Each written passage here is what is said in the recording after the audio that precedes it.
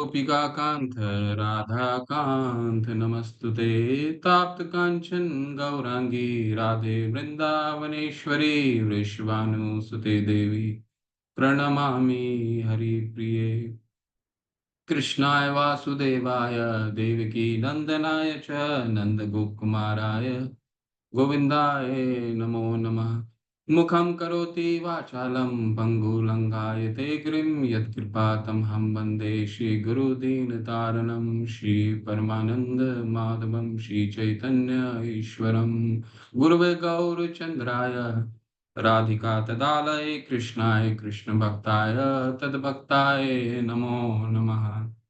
जय हो श्री कृष्ण चैतन्य प्रभु नित्यानंदा श्री अद्वैत गदाधर शिवासादि गौर भक्त वृंदा हरे कृष्णा कृष्ण कृष्णा हरे हरे हरे राम राम राम हरे हरे हरे कृष्णा कृष्ण कृष्णा हरे हरे हरे राम राम राम हरे हरे हरे कृष्णा कृष्ण कृष्णा हरे हरे हरे राम राम राम हरे हरे। हरे कृष्णा आप सभी को। मेरा नाम ऋतु द्विपेश्वर गौरदास है। मैं आपके साथ ये तीसरे इकाई में तक रहूंगा। हरे कृष्णा। तो आज हम अ, कक्षा किस तरह से चलेगा वो मैं आपको समझा। मैं किस तरह ये तीसरी इकाई किस तरह से चलेगा। अ, आपकी जो कोर्स में जो श्लोका हैं, पहले उस श्लोका का रिसाइटेशन से हम शुरू करेंगे, ठीक है। और जब तक ये इकाई चलेगा तब तक इस भाग का जो आपका श्लोका है उसको हम रिसाइट करेंगे। मैं रिसाइट करूंगा, आप म्यूट में ही उसको रिसाइट कीजिए ताकि जब तक आपका ये इकाई संपन्न होगा तब तक आपको ये स्मरण में आ जाए, ठीक है। हरे हरे हरे कृष्णा कृष्ण कृष्णा हरे हरे हरे राम राम हरे हरे। हरे कृष्णा कृष्ण कृष्णा हरे हरे।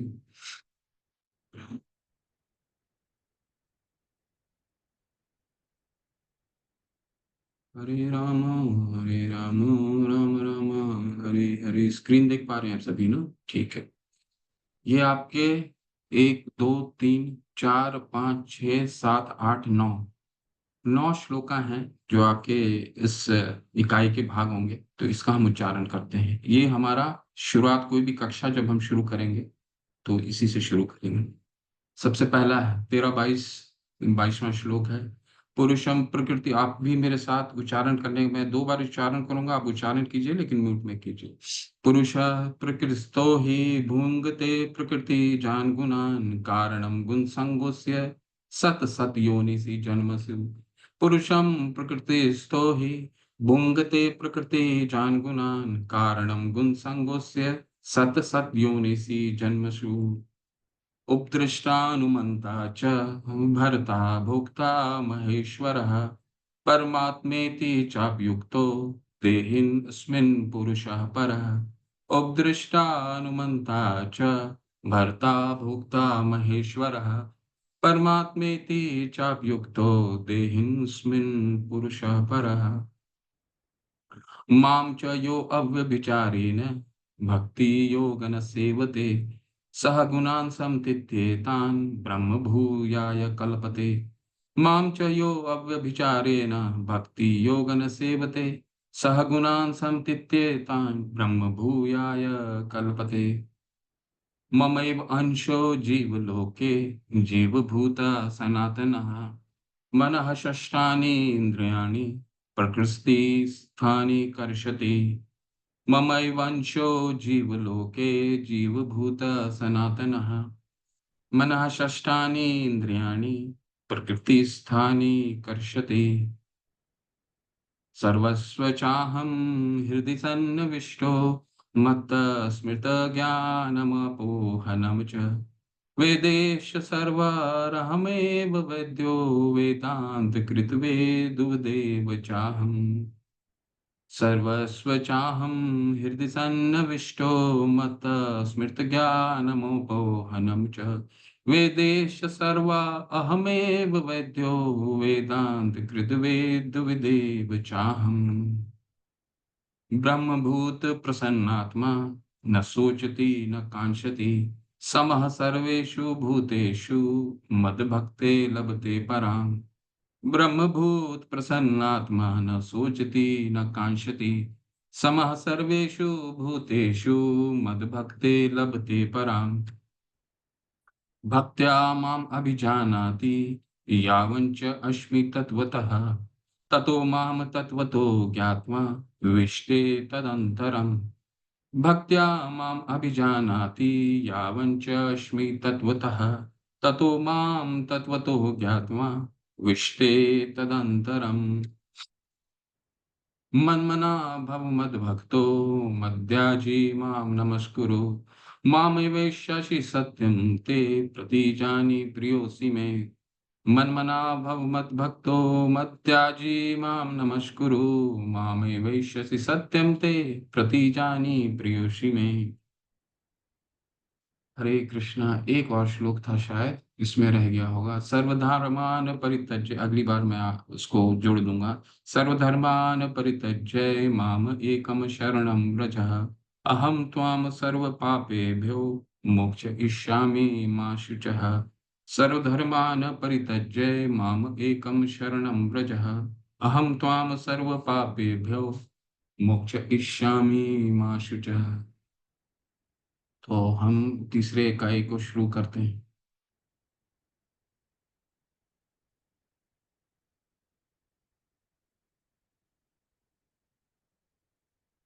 कृष्ण हरे कृष्ण कृष्ण कृष्ण हरे हरे हरे राम राम राम। शिला प्रभुपाद की जय। श्री राधा गोविंद मंदिर की जय। इकाई 3, प्रकृति के गुणों से मुक्ति। देखिए इस अध्याय में, इस अध्याय को शुरू करने से पहले अब तक आप लोगों ने जो भी अध्ययन करा उसको 5 मिनट में हम समझने का प्रयास करते हैं कि अभी तक आपने जो भी इकाई 1 और इकाई 2 में क्या क्या अध्ययन किया है। ठीक है, हमने भगवत गीता के 2 महत्वपूर्ण योग को हमने अध्ययन किया। इसकी शुरुआत कहाँ से होती है? धृतराष्ट्र के उत्कंठा से शुरू होती है। तो धृतराष्ट्र युद्ध शुरू होने से पहले संजय से पूछते हैं कि युद्ध में मेरे और पांडु के पुत्र क्यों इकट्ठा हुए। ठीक है, वहां से ये प्रारंभ होता है और इसके बाद फिर अर्जुन विषाद करते हैं कि ये युद्ध जिसके लिए वो 12 वर्ष तपस्या, 12 वर्ष का वनवास और 1 वर्ष की अज्ञातवास की तपस्या के बाद इतना तपस्या जिन्होंने किया, इसके बाद वो युद्ध से विचलित हो जाते हैं। युद्ध से विचलित हो जाने का फिर कारण बताते हैं। ठीक है, कारण 5 कारण बताते हैं। उस 5 कारण में 4 कारण का वर्णन पहले अध्याय में आता है। फिर भगवान इन 5 कारणों का उस उनको विस्तार से उत्तर देते हैं दूसरे अध्याय में, और सारे योग को समझा देते हैं दूसरे अध्याय में। इसलिए उसका क्या नाम दिया गया है? गीता का सार। सारा योग को समझा देते हैं, सब कुछ समझा देते हैं, सारे प्रश्नों का उत्तर दे देते हैं, उनके 5 प्रश्नों का उत्तर दे देते हैं। लेकिन अ, अर्जुन को दूसरे अध्याय में सारे योग को समझाने के बाद क्या बोलते हैं अंत में कि बुद्धि योग का वर्णन करते हैं और बुद्धि योग की सर्वोच्चता को स्थापित करते हैं। बुद्धि योग सर्वोच्च है। ठीक है, अर्जुन जो होते हैं वो विचलित हो जाते हैं दोबारा कि आपने बुद्धि योग को सर्वोच्च बताया और फिर कह रहे हैं कि मुझे युद्ध करो, फिर विचलित हो जाते हैं। तो अर्जुन को दोबारा तीसरा अध्याय समझाते हैं। क्या समझाते हैं? कर्म योग समझाते हैं। तीसरे अध्याय में क्या कर्म योग में समझाते हैं? कर्म योग में समझाते हैं कि मैंने बोला है निष्काम बुद्धि योग के द्वारा निष्काम कर्म योग का विस्तार वर्णन करते हैं भगवान तीसरे अध्याय में। और अर्जुन को वो समझते हैं कि कर्म योग निष्काम कर्म योग के अवस्था में आने के पश्चात एक व्यक्ति क्या हो जाता है? योग्य हो जाता है ज्ञान लेने का। ठीक है, ज्ञान किस तरह का ज्ञान लेने के लिए योग्य हो जाता है, और भक्ति मार्ग में ऊपर चढ़ने के लिए और योग्य बन जाता है। ठीक है, फिर चौथा अध्याय, क्योंकि उसने भगवान ने निष्काम कर्म योग बता दिया, इसके बाद चौथा अध्याय ज्ञान योग के बारे में बताते हैं भगवान, और इस गीता के रहस्य को खोलते हैं। ठीक है, और तत्पश्चात गीता का रहस्य को खोलने के बाद अर्जुन फिर विचलित हो जाते हैं। ठीक है, चौथे अध्याय के अंत तक जाते जाते अर्जुन फिर विचलित हो जाते हैं। ये विचलित का क्या कारण बताते हैं अर्जुन, कि आप पहले तो आपने बुद्धि योग को सर्वश्रेष्ठ बताया, अभी ज्ञान योग को आप बता रहे हैं, फिर कह रहे हैं युद्ध लड़ो। भगवान ने दोबारा फिर कर्म योग 5वें अध्याय में उनके पूरे जो बच जाता है, जितनी भी विचलन बच जाती है, जितना भी कंफ्यूजन रह जाता है, दोबारा 5वें अध्याय में कर्म योग दोबारा समझाते हैं, और क्या स्थापित करते हैं, कर्म योग कर्म संन्यासात कर्म योग विशिष्यते, यानी कर्म योग जो है कर्म संन्यास से श्रेष्ठ है। ठीक है, वो 5वें अध्याय में बताते हैं, और उस स्थिति में लाने के पश्चात स्क्रीन शेयर नहीं कर रहा हूँ प्रभु, अभी स्क्रीन शेयर करूंगा। ठीक है, बिना स्क्रीन शेयर के बात कर रहा हूँ। तो कर्म योग समझाने के बाद फिर भगवान ध्यान योग के बारे में बताते हैं। ठीक है, कि किसी को किसी भी तरह का अर्जुन के मन में कोई भी विचलन नहीं रहे, तो सारे योगों को समझा देते हैं, और अंत में छठे अध्याय के अंत में किस योग की विशेषता को स्थापित करते हैं, योगी नाम पी सर्वेशम मद्गतैरंतरात्मना श्रद्धावान भजते यो माम समय युक्तमो मत, जो मेरे अंतरात्मा मुझे भजता है, श्रद्धावान भजते यो माम समय युक्तमो मत, वो सर्वश्रेष्ठ योगी नाम अपनी सर्वेशम, वो सर्वश्रेष्ठ योग है। और ये सर्वश्रेष्ठ योग को समझाने के बाद फिर उस सर्वश्रेष्ठ योग का 7वें अध्याय से लेकर के 12वें अध्याय में विस्तार से भगवान वर्णन करते हैं, और बोलते हैं 7वें अध्याय के पहले श्लोक में, बैठो इदम ते गुह्यम मय्या सक्त मना पार्थम योगम युंजम मदाश्रयम प्रशंस्यम समग्रम माम यथा ज्ञाससी तत्क्षण। हम मुझसे सुनो, बैठो सुनो, क्या सुनो, कि मुझमें मेरे योग में मैया सक्त मना पार्थ, मुझ में आसक्त होकर के मैया सक्त मना पार्थ योगम युंजम मदाश्रय, मेरे में कैसे चित्त लगा सकते हैं। और चित्त लगाने का क्या आश्रय हुआ भगवान का, श्याम समग्रम माम, पूर्ण रूप से तुम मुझे प्राप्त करोगे अगर मेरे मुझे तुम जो मैं कहने जा रहा हूं उसको ध्यान पूर्वक सुनोगे, पूर्ण संशय, इस पे कोई संशय नहीं, समग्रम भाव। इसके बाद 7 से लेकर के 12 तक भगवान को वही सर्वश्रेष्ठ योग जिसका भक्ति योग नाम है, भक्ति योग की सर्वोच्चता को स्थापित करते हैं। और अब हम आज की इकाई में क्या अध्ययन करने वाले हैं, फिर जब ये पूरा भगवान पूरे 18 अध्याय का भगवत गीता के सार तत्व को जब बता देते हैं, इसके बाद फिर बताने के लिए शेष शेष क्या रह जाता है। ठीक है, तो उद्देश्य तो उन्होंने 7 से लेकर के 12 अध्याय थे, क्योंकि सर्वश्रेष्ठ योग की स्थापित कर दिया, तो फिर अब बताने के लिए शेष क्या रह गया, तो वो हम 13 से 18 में उसका अध्ययन करेंगे। और फिर भगवान ने ये ज्ञान योग बताया ही क्यों, जबकि सर्वश्रेष्ठ योग ऑलरेडी बता दिया, जब क्लाइमेक्स ही खोल दिया 7 से 12 में, तो फिर 13 से लेकर के 18 अध्याय तक बताने की कि किन कारणों से भगवान ने दोबारा ज्ञान योग को बताया। ठीक है, उसके बारे में अब चर्चा करते हैं। हरी हरी, चलिए, हरे कृष्णा।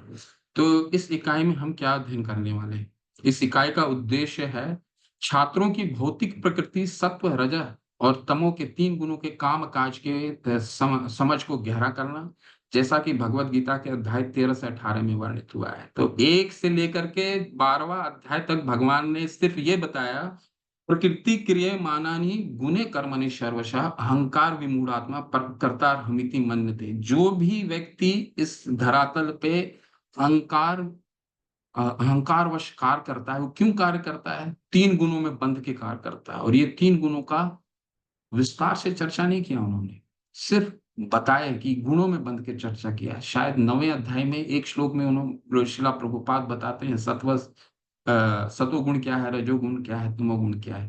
परंतु अब इस इकाई में भगवान विस्तार से इन गुणों का खुलासा करेंगे। ये गुण कौन है? वो गुण है सतोगुण रजो। अगला अध्याय जब 14 अध्याय में पहुंचेंगे तो इसमें विस्तार से वर्णन है।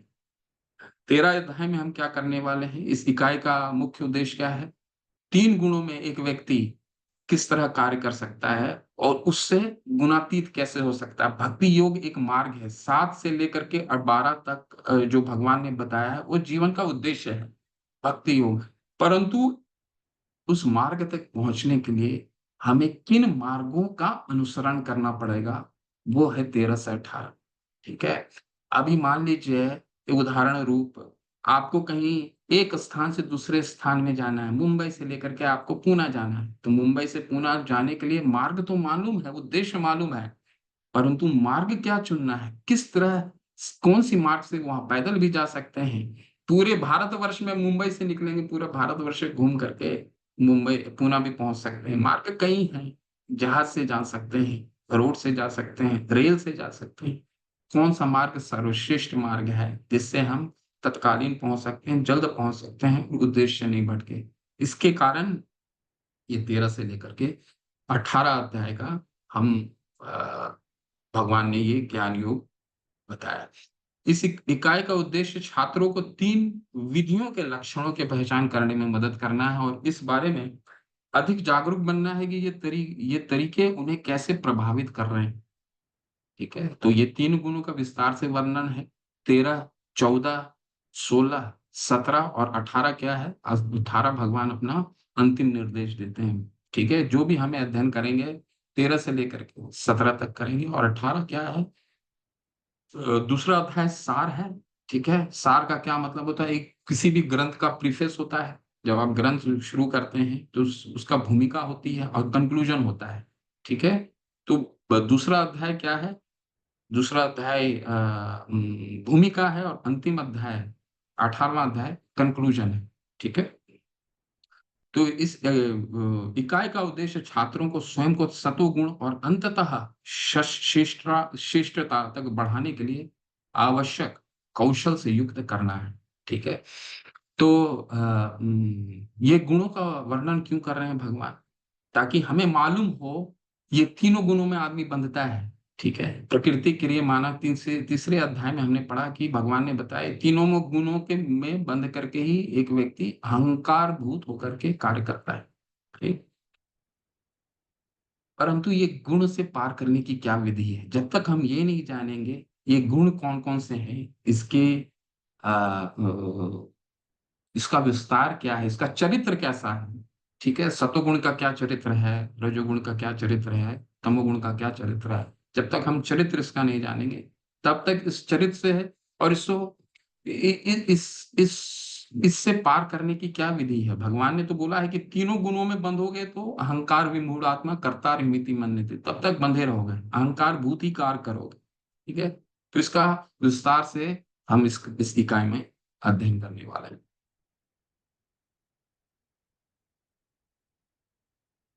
तो इस इकाई का अवलोकन क्या रहेगा? पहला 13 13 जो अध्याय है, आपके अगला जो 6 अध्याय में क्या आने वाला है वो 13 अध्याय एक तरह से सार तत्व में बता देगा। ठीक है, तो प्रकृति के गुणों में उलझाव का कारण हम समझेंगे, वो 13 और 14 में।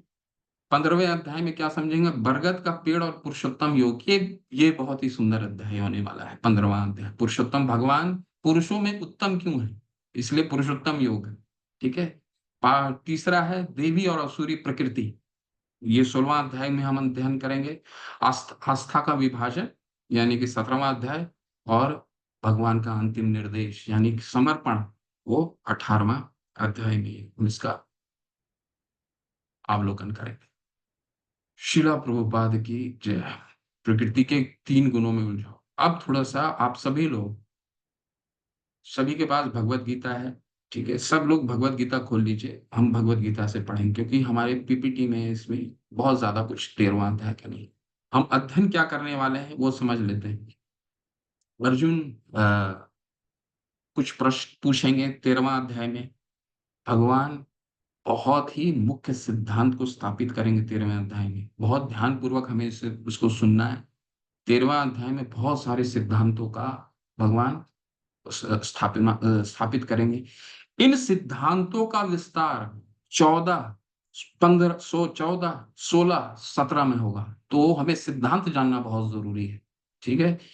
तो क्षेत्रज्ञ का चर्चा होगा, ज्ञान की प्रक्रिया का चर्चा होगा, ज्ञान की वस्तु की चर्चा होगी, प्रकृति पुरुष और उनका मिलन, ज्ञान चक्षु ज्ञान की दृष्टि।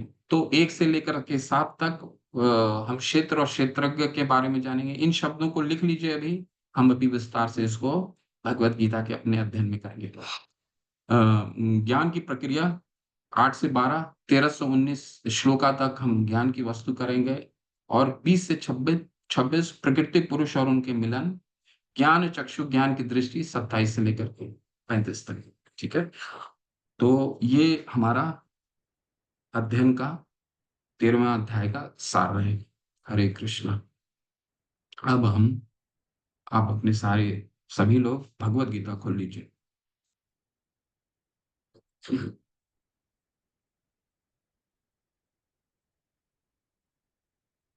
हरे कृष्णा कृष्ण कृष्ण हरे हरे, हरे राम हरे कृष्ण कृष्ण कृष्ण हरे हरे, हरे राम हरे कृष्ण कृष्ण कृष्ण हरे हरे, हरे कृष्ण कृष्ण कृष्ण हरे राम।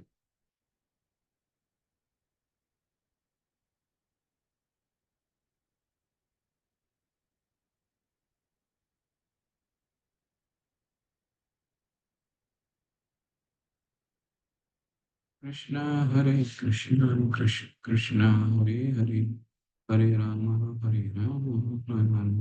हरे, हरे कृष्ण कृष्ण कृष्ण हरे हरे, हरे। हम सभी लोग जो ये इकाई है इसको आपसी चर्चा के माध्यम से इसको हम आगे बढ़ने का प्रयास करेंगे, इसको समझने का प्रयास करेंगे। ठीक है।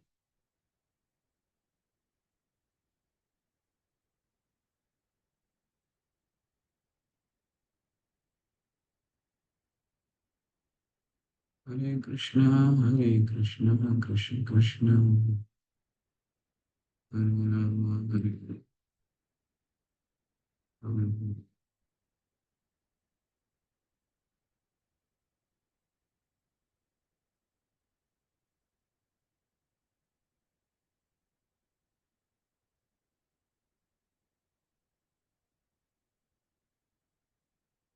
स्क्रीन दिख रही है ना?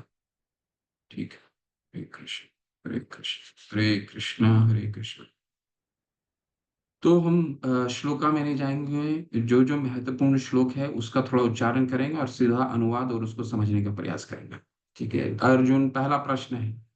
पहला, ये कुछ प्रश्नों से शुरू होगा ये अध्याय। देखिए। और भगवत गीता कितना सुंदर है कि ये दो शिष्य और गुरु और शिष्य को, गुरु के प्रश्न से ही शुरू होता है, शिष्य के प्रश्न से ही शुरू होता है। तो ये हम इससे क्या सीखते हैं? सबसे पहला सीख ये होता है कि हम कोई भी ज्ञान अगर सीखना है तो उसके लिए क्या है?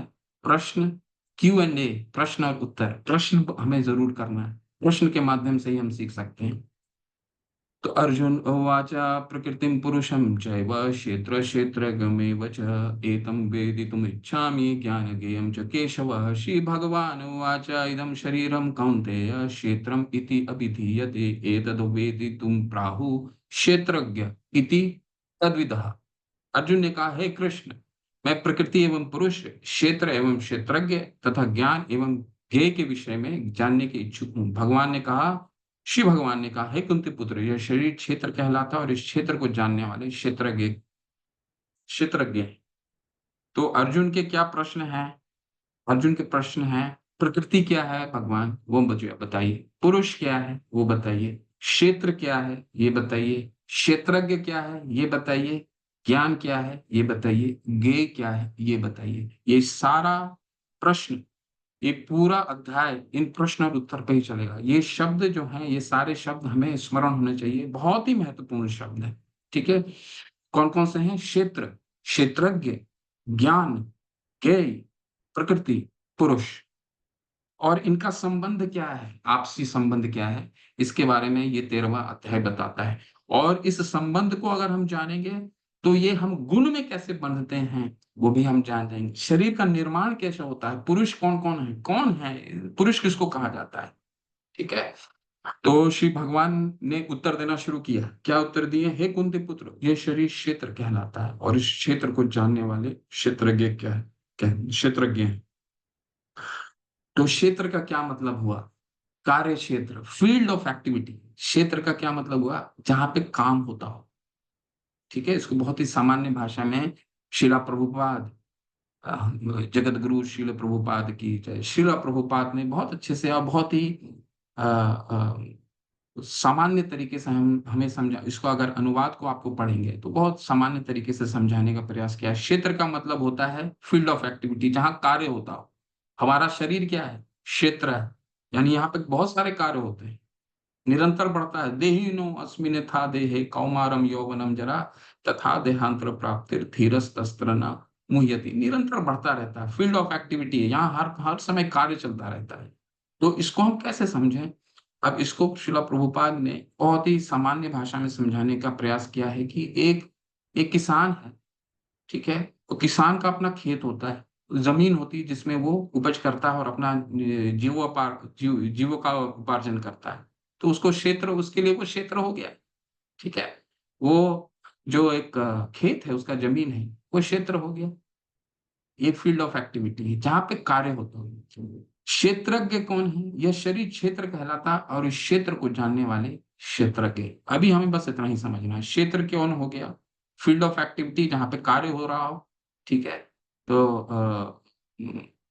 हम किस उदाहरण से समझें कि एक किसान का अपना खेत है, उस खेत में वो जो भी कार्य करता है वो उसका फील्ड ऑफ एक्टिविटी, वो क्षेत्र है। और जो उस क्षेत्र को जानता है, उस कार्य को जानता है, उसको क्षेत्रज्ञ कहते हैं। ठीक है, अब क्षेत्रज्ञ कौन कौन है ये समझते हैं भगवान से। क्षेत्रज्ञम चपि माम विद्धि सर्व क्षेत्रेषु भारत। क्षेत्र, क्षेत्रज्ञ यो ज्ञानम यत ज्ञानम मता मम। हे भरतवंशी, तुम्हें ज्ञात होना चाहिए कि मैं भी समस्त शरीरों में ज्ञाता भी हूँ और इस शरीर तथा इसके ज्ञाता को जान लेना ज्ञान कहलाता है। ऐसा मेरा मत है। भगवान ने सब कुछ, सब प्रश्नों का, 4 प्रश्न के उत्तर दे दिए 2 श्लोकों में। तो क्षेत्र बताया और क्षेत्र को जानने वाले को क्या बताया? क्षेत्रज्ञ। क्षेत्रज्ञ में भी भगवान ने क्या बताया? 2 क्षेत्रज्ञ हैं। कौन कौन क्षेत्रज्ञ हुए? एक वो जो, जिसका वो स्वयं क्षेत्र है, यानी कि एक किसान, अगर किसान का अपना अ, अम, खेत है, अपना जमीन है जिसमें वो उपज करता है, तो उसका जानकारी उसको है। ठीक है, और किसको जान, और कौन है उसके उसके अलावा, कौन है जो उस पूरे जमीन को जानते हैं? उस पूरे राज्य का राजा, जो सभी के जमीनों के बारे में जानता है, सिर्फ उसके जमीनों के बारे में नहीं जानता है, उन जैसे जितने भी किसान हैं वो उस अपने राज्य में उन सब की जमीन के बारे में जानता है। ठीक है, तो 2 लोग जानते हैं उस क्षेत्र के बारे में, एक किसान स्वयं और दूसरा राजा, उस राज्य का राजा। ठीक उसी तरह फील्ड ऑफ एक्टिविटी, शरीर को अगर हम क्षेत्र मानते हैं जहां सारा कार्य होता है। ठीक है, शरीर क्या है? यहाँ ये कार्य करने के लिए है। ठीक है, कार्य करने के लिए। तो ये कार्य होता है, इसको जानने वाले भी 2 लोग हैं। एक कौन है? जो शरीर को, शरीर के अंदर 2 लोग रहते हैं, क्षेत्रज्ञम चपी माम।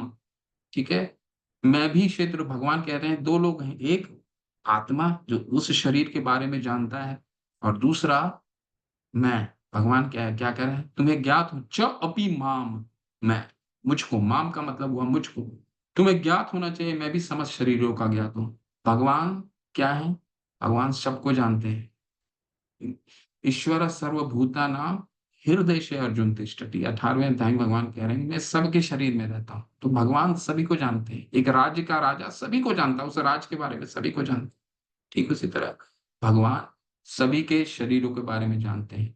तो वो तो क्षेत्रज्ञ कौन हो गया?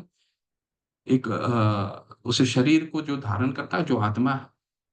और एक कौन हो गया? एक जो उसमें और रहते हैं परमात्मा के रूप में। अभी हम 13वें अध्याय के जब 24वें श्लोक में पहुंचेंगे तो इसका विस्तार से वर्णन है। 23वां और 24वां श्लोक। ठीक है। तो दो प्रश्नों के उत्तर हो गए कि क्षेत्र क्या है, क्षेत्रज्ञ क्या है। और अभी क्या इसके और क्या बताएं?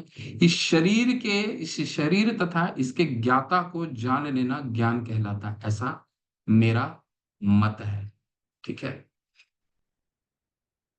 क्षेत्र, तो प्रश्न क्या क्या है? क्षेत्र, क्षेत्रज्ञ, ज्ञान, ज्ञेयम, प्रकृति, पुरुष। ठीक है, ये 6 प्रश्न है। इसमें से क्षेत्र और क्षेत्रज्ञ भगवान ने बता दिया। इसके इसके बाद क्या कह रहे हैं? इस शरीर तथा इसके ज्ञाता को जान लेना ज्ञान कहलाता है। ठीक है। शरीर के जो ज्ञाता है कौन है? आत्मा और परमात्मा। इसको इसकी भी तो योग्यता इसको जानने के लिए भी तो कुछ योग्यता हासिल करनी पड़ेगी, तभी तो जान पाएंगे। नहीं तो ऐसे तो अ, परमात्मा को और आत्मा को जानना तो संभव नहीं है। ठीक है। भगवान को पूरा गीता बताने, इवन आत्मा को हम नहीं समझ पाते हैं। तो ये जब MIT बॉस्टन में शिला प्रभुपाद टेक्नोलॉजी के छात्रों को जब अ, कक्षा ले रहे थे, जब उनकी मीटिंग को जब वो ये कह रहे थे, तो उन्होंने बोला क्या कि जो आपने जितने भी विज्ञान सीखे हैं, आप तो टेक्नोलॉजी के छात्र हैं, आपने जितना भी विज्ञान सीखा है, विज्ञान बहुत तरक्की कर लिया है। वो जितना भी विज्ञान है वो कौन सा विज्ञान है? शरीर से संबंधित विज्ञान है। ठीक है। और जो हम विज्ञान बताने जा रहे हैं वो किसका विज्ञान है? आत्मा का विज्ञान है। दोनों को जानना बहुत जरूरी है। भगवान 9वें अध्याय के पहले श्लोक में क्या बताते हैं? इदम इदम ते परमम गुह्यम मद भक्ते, इदम ते परमम गुह्यम। अ, यह इदम परमम गुह्यम, किसी को स्मरण है? अ, यह इदम परमम गुह्यम मद भक्त, ज्ञानम विज्ञानम सहितम यद ज्ञात्वा माम अशुभात। भगवान कहते हैं 9वें अध्याय के पहले श्लोक में, ये ज्ञान है। हरे कृष्णा प्रभु और जी, मैं बोलूं? यह इदम परमम गुह्यम, हाँ बताइए। इदम इद इमं ते इमं तु ते गुह्यमं प्रवक्ष्यामि प्रवक्ष्यामि अनुसूयवे अनुसूयवे। हरि हरि हरि हरि हरि हरि ज्ञान हरि विज्ञानं हरि। सहितं बिल्कुल बिल्कुल, यज्ञात्वा यह मोक्ष्यसे शुभात्। बहुत सुंदर, बहुत सुंदर। धन्यवाद धन्यवाद। यह हरे इदम कृष्ण। परमम गुह्यम, दोबारा बोलिए माता। इदं तु ते गुह्यमं प्रवक्ष्यामि अनुसूयवे इदम ते गुह्यम, ज्ञानविज्ञानं सहितं। प्रवक्ष्यामि इदं तु ते अनुसूयवे। गुह्यतः हाँ, प्रवक्ष्यामि प्रवक्ष्यामि अनुसूयवे अनुसूयवे। ज्ञा, ज्ञानविज्ञानं सहितं ज्ञानम विज्ञानम यज्ञात्वा संहिता। हाँ ठीक है, हरि हरि। यज्ञात्वा मोक्ष्यसे शुभात्। यद ज्ञात्वा माम अशुभात, ज्ञानम विज्ञानम संहितम यद ज्ञात्वा माम अशुभात। ज्ञान है और ये विज्ञान है। विज्ञान किसको शिला प्रभुपाद बताते हैं? शिला प्रभुपाद बताते हैं विज्ञान का मतलब हो गया अनुभूति, यानी वो ज्ञान जिसको जीवन में व्यवहारिक बनाया जा सकता है, अनुभूति ज्ञान। ठीक है। अनुभूति ज्ञान, जब तक कोई ज्ञान व्यवहारिक ना बन सके तब तक वो ज्ञान ऊपरी स्तर पे रह जाता है। एक जब सर्वप्रथम जब अमेरिका गए तो उनके पास तो पांडुलिपियां थी। ठीक है। 3 कैंटो लेकर के गए थे, 3 स्कंद लेकर के गए थे। तो एक आगे के जो भी उनके स्कंद थे, उनका कोई लेखन नहीं कर पाया, उनके पास ऐसा सहयोग नहीं था। तो हयग्रीव प्रभु आए। हयग्रीव प्रभु हॉवर्ड जिनका नाम था। तो MA उन्होंने न्यूयॉर्क यूनिवर्सिटी से MA किया हुआ था। न्यूयॉर्क यूनिवर्सिटी बहुत ही प्रख्यात यूनिवर्सिटी है, उससे उन्होंने MA किया। अब उन्होंने बोला कि तुम MA से इंग्लिश से MA किए हो, तुम योग्य हो, मेरे योग्य शिष्य बनो, और जितने भी मेरे पांडुलिपि हैं इसका तुम अनुवाद करो, इसको एडिटर बनो, इसका तुम एडिट करो, प्रूफ रीडिंग करो। ठीक है। तो जब प्रूफ रीडिंग करने के लिए जब हयग्रीव प्रभु आए, हयग्रीव प्रभु आए, तो हयग्रीव प्रभु ने बोला कि प्रभु, आप ये इतना जो ग्रंथ लिख रहे हैं, ये सारे ग्रंथ तो बस बहुत सारे ग्रंथ पढ़े हुए हैं। ठीक है। बहुत स्पिरिचुअल बहुत सारे ग्रंथ हैं, तो नया ग्रंथ लिखने का क्या कारण है? तो प्रभुपाद ने बताया, देखिए 1500 साल तक सबसे ज्यादा, अगर आप Guinness book of world record में देखेंगे, कोई अगर सबसे ज्यादा किताब बिकी है, वो है बाइबल। ठीक है। करीबन 500 करोड़, आज जनसंख्या करीबन 700 करोड़ है, इसमें 500 करोड़ बाइबल बिक चुकी है। कुरान 140 करोड़ बिक चुका है। ठीक है। तो अगर ये विज्ञान हुआ होता, हालांकि ये भगवान और उनके शिष्यों का ही लिखा हुआ है और भगवान का ही संदेश है, परंतु वो ज्ञान से विज्ञान में परिणित नहीं हो पाया। विज्ञान मतलब अनुभूति ज्ञान व्यवहार में नहीं ला पाया। अगर जब तक व्यवहार में नहीं आएगा, तब तक वो अ, किसी के जीवन को बदलाव कैसे ला सकता है? तो प्रभुपाद ने क्या बोला, इसको मैं इसलिए ये ग्रंथ लिख रहा हूँ क्योंकि मुझे लोगों को ये इमरजेंसी है। आज तत्काल लोग दुख से माम उपैते तु पुनर्जन्म दुखालयम शाश्वतम, ये दुखों का घर है, लोग पीड़ित हैं, और इस पीड़ा से अगर उभारना है तो उनको कृष्णा भावनामृत आज की इमरजेंसी है। आज की इमरजेंसी के लिए क्या हमें करना पड़ेगा, ऐसा ज्ञान बताना पड़ेगा जिससे उनके जीवन में बदलाव आ सके।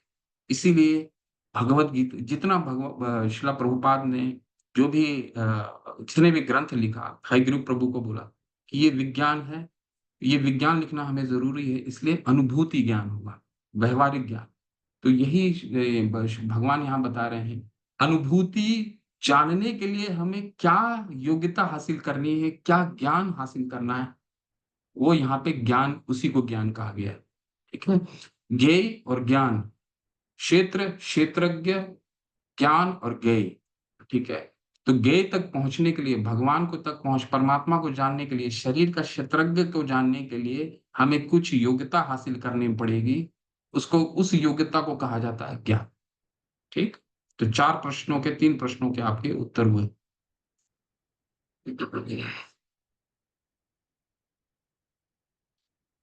अब तुम मुझसे ये सब संक्षेप में सुनो कि कर्म क्षेत्र क्या है, ये किस प्रकार बना है। इसमें अभी एक प्रश्न आने वाला है आप सबके लिए, सब सोचिए। अब मैं उस प्रश्न पे चर्चा भी करेंगे।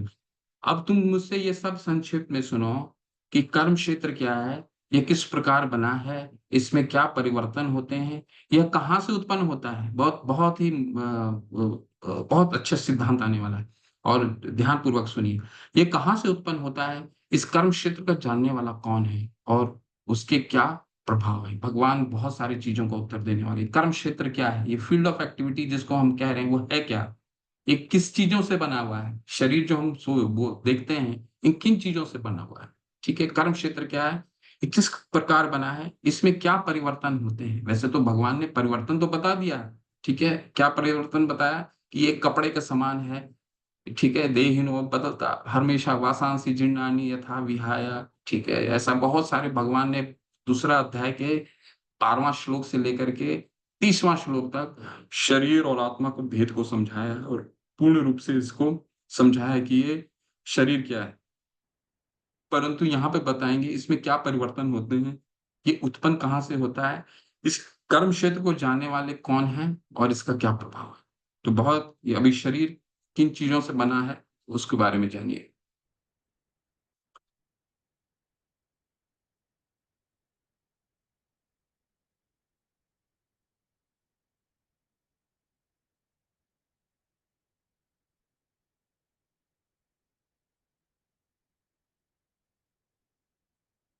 विभिन्न वैदिक ग्रंथों में विभिन्न ऋषियों ने कार्यकलापों के क्षेत्र तथा उन कार्यकलापों के ज्ञाता के ज्ञान का वर्णन किया। इस विशेष रूप से वेदांत सूत्र में कार्य कारण के समस्त तर्क समेत प्रस्तुत किया गया है। देखिए, 2 श्लोक पहले भगवान ने क्या कहा, कि ये मेरा मत है। भगवान ने नहीं, ये नहीं कहा ये मेरा निर्णय है, निर्णय तो अभी 18वें अध्याय में देंगे। अभी मत बता रहे हैं, ये मेरा मत है। और देखिए भगवान क्या करते हैं, भगवान चाहे वो कृष्ण के रूप में आए, चाहे श्री राम के रूप में आए। गुरु यद्यत आचरिति श्रेष्ठ तत्तद देवेतरो जनः सयत प्रमाणः कुरुते लोकस्तद अनुवर्तते।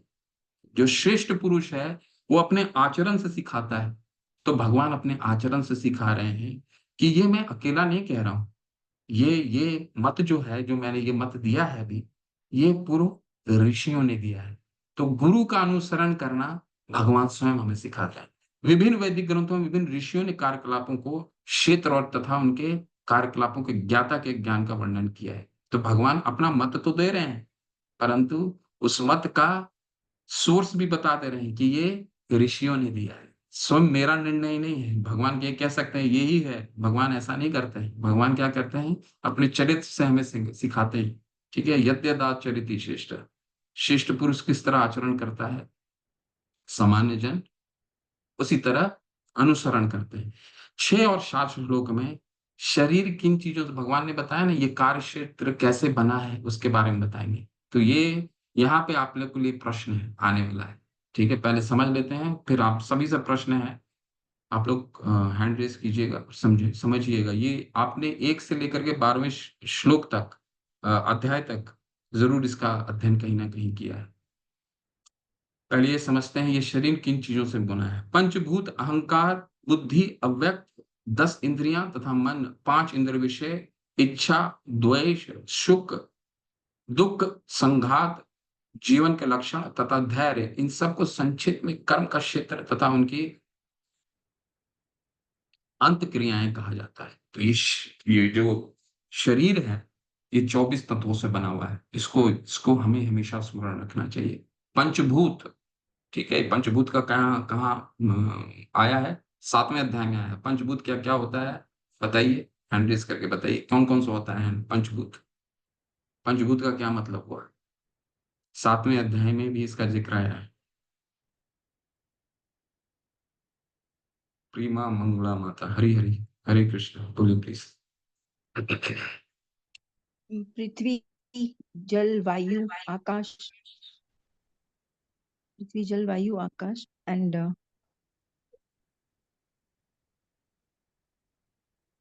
जी, बिल्कुल माता, हरि हरि। चंदन, चंदन प्रभु, हरि हरि, हरे कृष्ण प्रभु।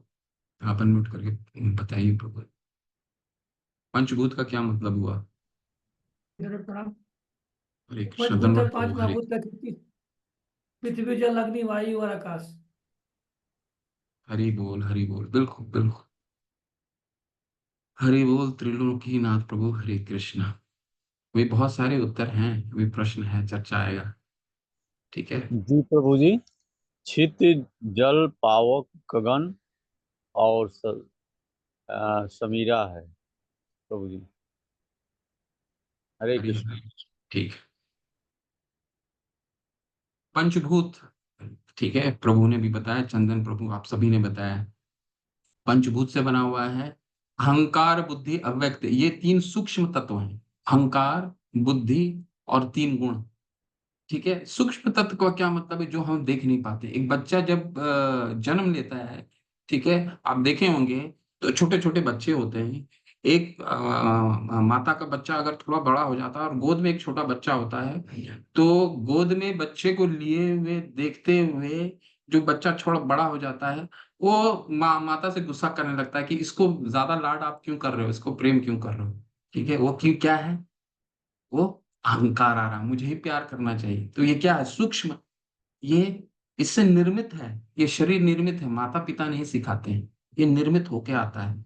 अहंकार, बुद्धि और 3 गुणों, ये जैसा जैसा हम कार्य करेंगे वो 3 गुणों में बंधेंगे। हम अभी 22वें श्लोक में पढ़ने वाले हैं कि 3 गुणों में हम बंधते क्यों हैं।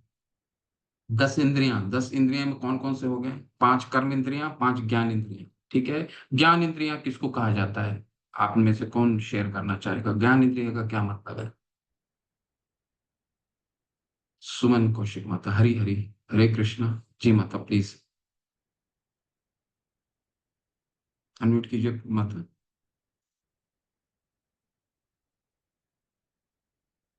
ज्ञान इंद्रियां का क्या मतलब है और कर्म इंद्रियां का क्या मतलब है। चंदन प्रभु, हरे कृष्णा। अच्छा, सुमन माता बोल, बताइए प्लीज। हरे हरे हरे। कृष्ण हरे कृष्णा प्रभु जी। हरे ज्ञानेन्द्र कृष्ण। से नेत्र कान नाक जीभ तथा उच्चार, इनसे हम ज्ञान प्राप्त करते हैं। और हरि बोल। कर्म इंद्रिया जैसे वाणी, पाँव, हाथ, गुदा तथा लिंग, जिससे हम कर्म करते हैं। जी, बिल्कुल, हरे कृष्ण। हमारा इनपुट और आउटपुट आउटपुट डिवाइस, कंप्यूटर में जो आप काम कर रहे हैं, ठीक है, लैपटॉप में अगर अगर या कंप्यूटर में आप काम कर रहे हैं तो क्या कर रहे हैं? कुछ इनपुट देते हैं, कुछ आउटपुट आता है, स्क्रीन से आउटपुट आ रहा है, कुछ इनपुट भी दे रहे हैं आप।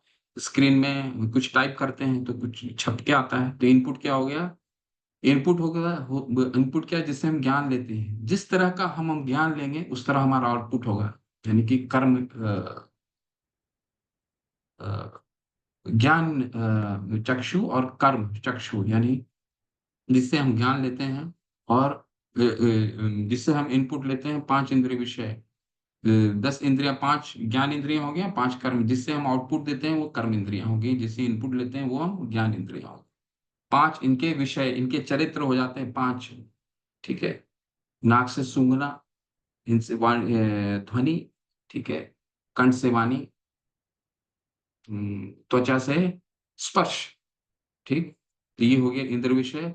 इच्छा, द्वेष, सुख, सुख दुख, संघात, जीवन के लक्षण तथा धैर्य, इन सब को संक्षिप्त में कर्म का क्षेत्र तथा उसकी अंत क्रियाएं का विकार कहा जाता है।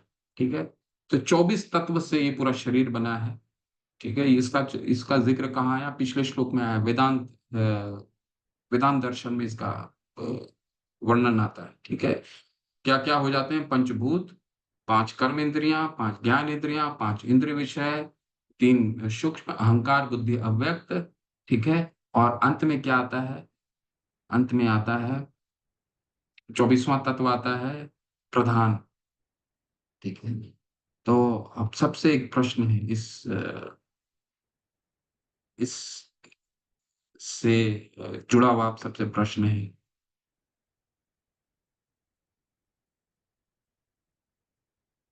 एक जीव की उत्पत्ति कैसे होती है?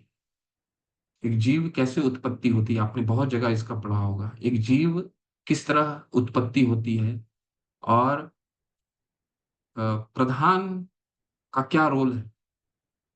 इससे मैं प्रधान का रोल बता दूंगा, परंतु जीव की उत्पत्ति कैसे होती है इसका हमने बहुत जगह पढ़ा है। भगवत गीता में 1 से लेकर के 12वां अध्याय तक कई अनुवाद में श्रीला प्रभुपाद ने बताया। 9वें अध्याय में तो बहुत बताया। ठीक है। जहां भगवान बहुत सारे चीज कहते हैं, 10वें अध्याय में भी भगवान ने बताया। ठीक है। जीव की उत्पत्ति कैसे होती है और महातत्व का क्या रोल है? चंदन प्रभु, हरे कृष्ण।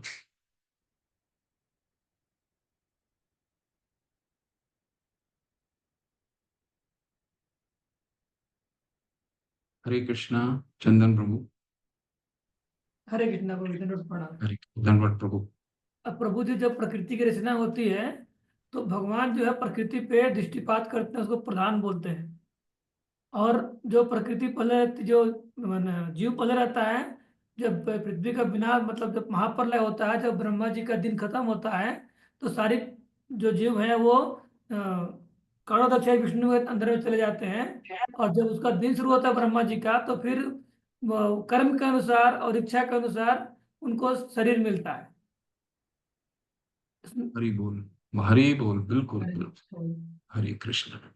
बिल्कुल, प्रभु ने पूरा विस्तार से समझा दिया कि प्रभु का दृष्टिपात से होता है। अपने अपने कर्मों के अनुसार जिस तरह का उसका कर्म किया है, जिस तरह गुणों में बंधा हुआ है, उसके हिसाब से फिर उसको योनियां प्राप्त होती हैं। ठीक है।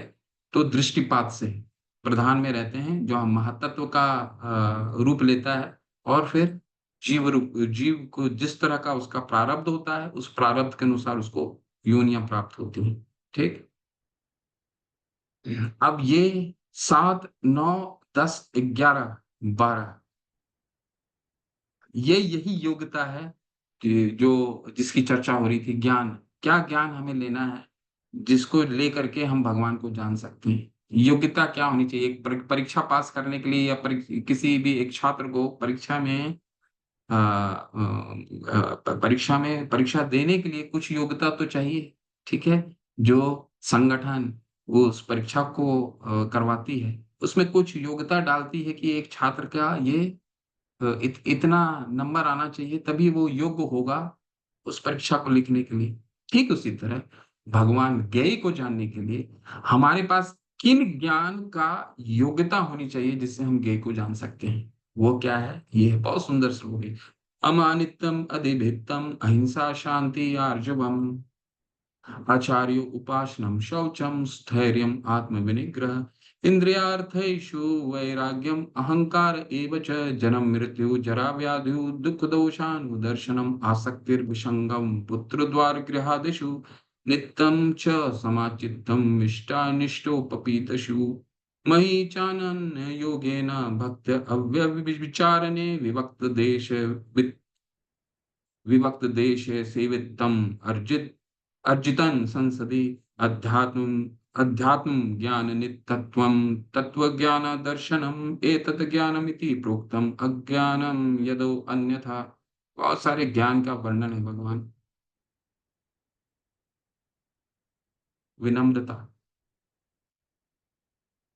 दंभहीनता, अहिंसा, सहिष्णुता, सरलता, प्रामाणिक गुरु के पास जाना, पवित्रता, स्थिरता, आत्मसंयम, इंद्र तृप्ति के विषयों का परित्याग, अहंकार का अभाव, जन्म, मृत्यु, वृद्धावस्था तथा रोग के दोषों की अनुभूति, ये सबसे महत्वपूर्ण है, सबसे महत्वपूर्ण है। क्या है?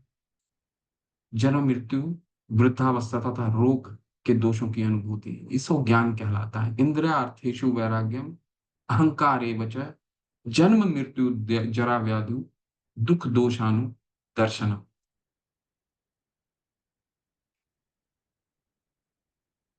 इसका ज्ञान इसका ज्ञान होना बहुत जरूरी है।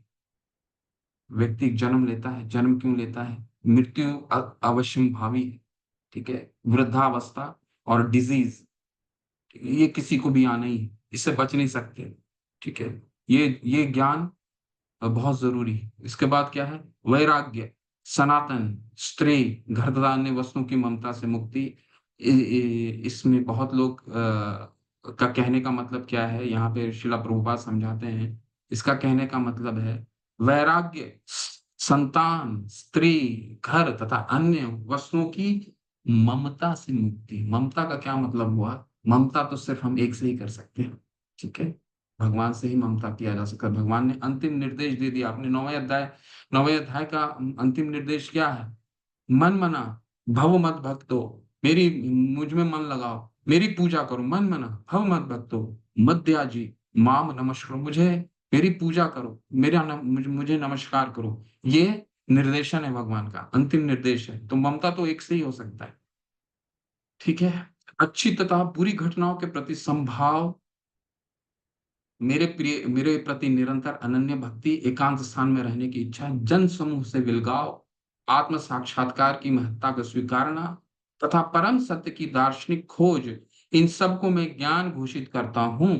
और इनके अतिरिक्त जो भी है वो सब अज्ञान है, ठीक है। तो ये भगवान ने 26 गुण बताए हैं, ठीक है। ये ज्ञान, इसको आप विस्तार से पढ़ सकते हैं। विनम्रता, भगवान चैतन्य ने भी हमें क्या बताया, विनम्र कैसे होना है? तृण के समान, ठीक है। तो कई प्रश्न आता है कि एक तृण के समान भगवान चैतन्य ने बताया, तृणादपि सुनिचेना तरोरपि सहिष्णुना, कि तृण के समान एक व्यक्ति किस तरह, कोई रौंद के चला जाए इसके बावजूद हम तृण के समान रहें। भगवान चैतन्य का कहने का, महाप्रभु का क्या, उसका तात्पर्य कैसे, आचार्य क्या समझाते हैं, उसका समझने का ये तरीका है कि हमारे में इतनी आध्यात्मिक शक्ति का विकास हो जाना चाहिए ताकि हम मान अपमान से परे हो जाएं। न धनम न जनम न सुंदरिम न कविताम वा जगदीश कामये मम जनमनी जन्मनीश्वरी भवतार भक्ति अहेतु की तोई। जब हम भगवान की भक्ति करेंगे, और कैसे, वो उसका निर्देशन भगवान ने 9वें अध्याय में भी बताया है, 18वें अध्याय में भी बताया है कैसे करना है। अगर ये हो जाएगा तो क्या फिर क्या होगा? कि विनम्रता, विनम्रता तभी हम आध्यात्मिक शक्ति का विकास होगा। आध्यात्मिक हम तभी शक्तिशाली, हम हमें तो कोई भी अपमान करके जा ही सकता है, परंतु उसको प्रतिकार करने की भावना स्वतः ही कम हो जाएगी जब हम आध्यात्मिक शक्ति का हम आध्यात्मिक शक्ति का विकास होगा। दंभहीनता, अहिंसा, सहिष्णुता, ठीक है, सरलता। एक भगवान का भक्त सरल होता है, दुश्मनों के साथ भी सरल होता है, ठीक है। कई जगह इसका उदाहरण है, हम उदाहरण देखते हैं। युधिष्ठिर महाराज अपने ताऊ को, धृतराष्ट्र को, महाभारत के युद्ध समाप्त होने के बाद भी अपने वृद्ध चाचा की तरह, वृद्ध ताऊ की तरह उनका पालन करते थे, जबकि उन्होंने कितनी प्रताड़ना की थी। तो एक शुद्ध भक्त का सरल होना, प्रामाणिक गुरु के पास जाना, भगवान अर्जुन ने यही किया। कार्पण्य दोष पतः स्वभाव, ठीक है, भगवान अर्जुन यही हमें सिखाते हैं। पवित्रता, स्थिरता। पवित्रता, कौन सा पवित्रता? दोनों पवित्रता, बाह्य और अंदर। हमें भगवत गीता आदि शंकराचार्य क्या बताते हैं? आदि शंकराचार्य बताते हैं, मलिमोचने पुंसा जलम स्नानम दिने दिने, गीतामृतम स्नानम संसार मलनाशनम। ठीक है, हम कितना भी स्नान कर लें हर दिन में, ठीक है, मलि मोचने पुंसा जलन स्नानम दिने दिने। हर समय हम स्नान करके बाह्य रूप को तो हम साफ कर सकते हैं। लेकिन गीता अमृतम स्नानम, गीता का अमृत का जब स्नान करते हैं तो संसार मल नाशनम, तो हमारा हृदय शुद्ध होता है, संसार का मल साफ होता है।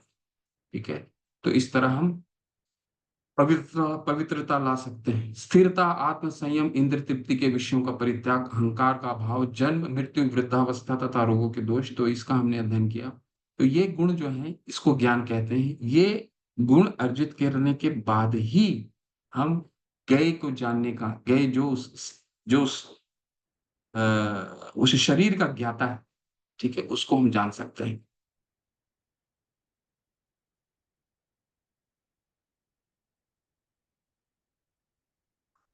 अब मैं तुम्हें ज्ञेय के विषय में बतलाऊंगा। अब परमात्मा के विषय में चर्चा आने वाला। अब मैं तुम्हें ज्ञेय के विषय में बतलाऊंगा, जिसे जानकर तुम नित्य ब्रह्म का आस्वादन कर सकोगे।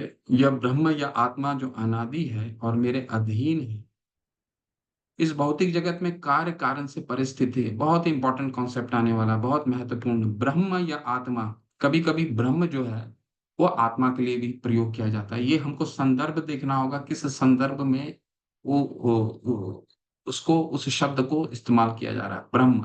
ठीक है, यहाँ पे आत्मा के बारे में कह रहे हैं भगवान।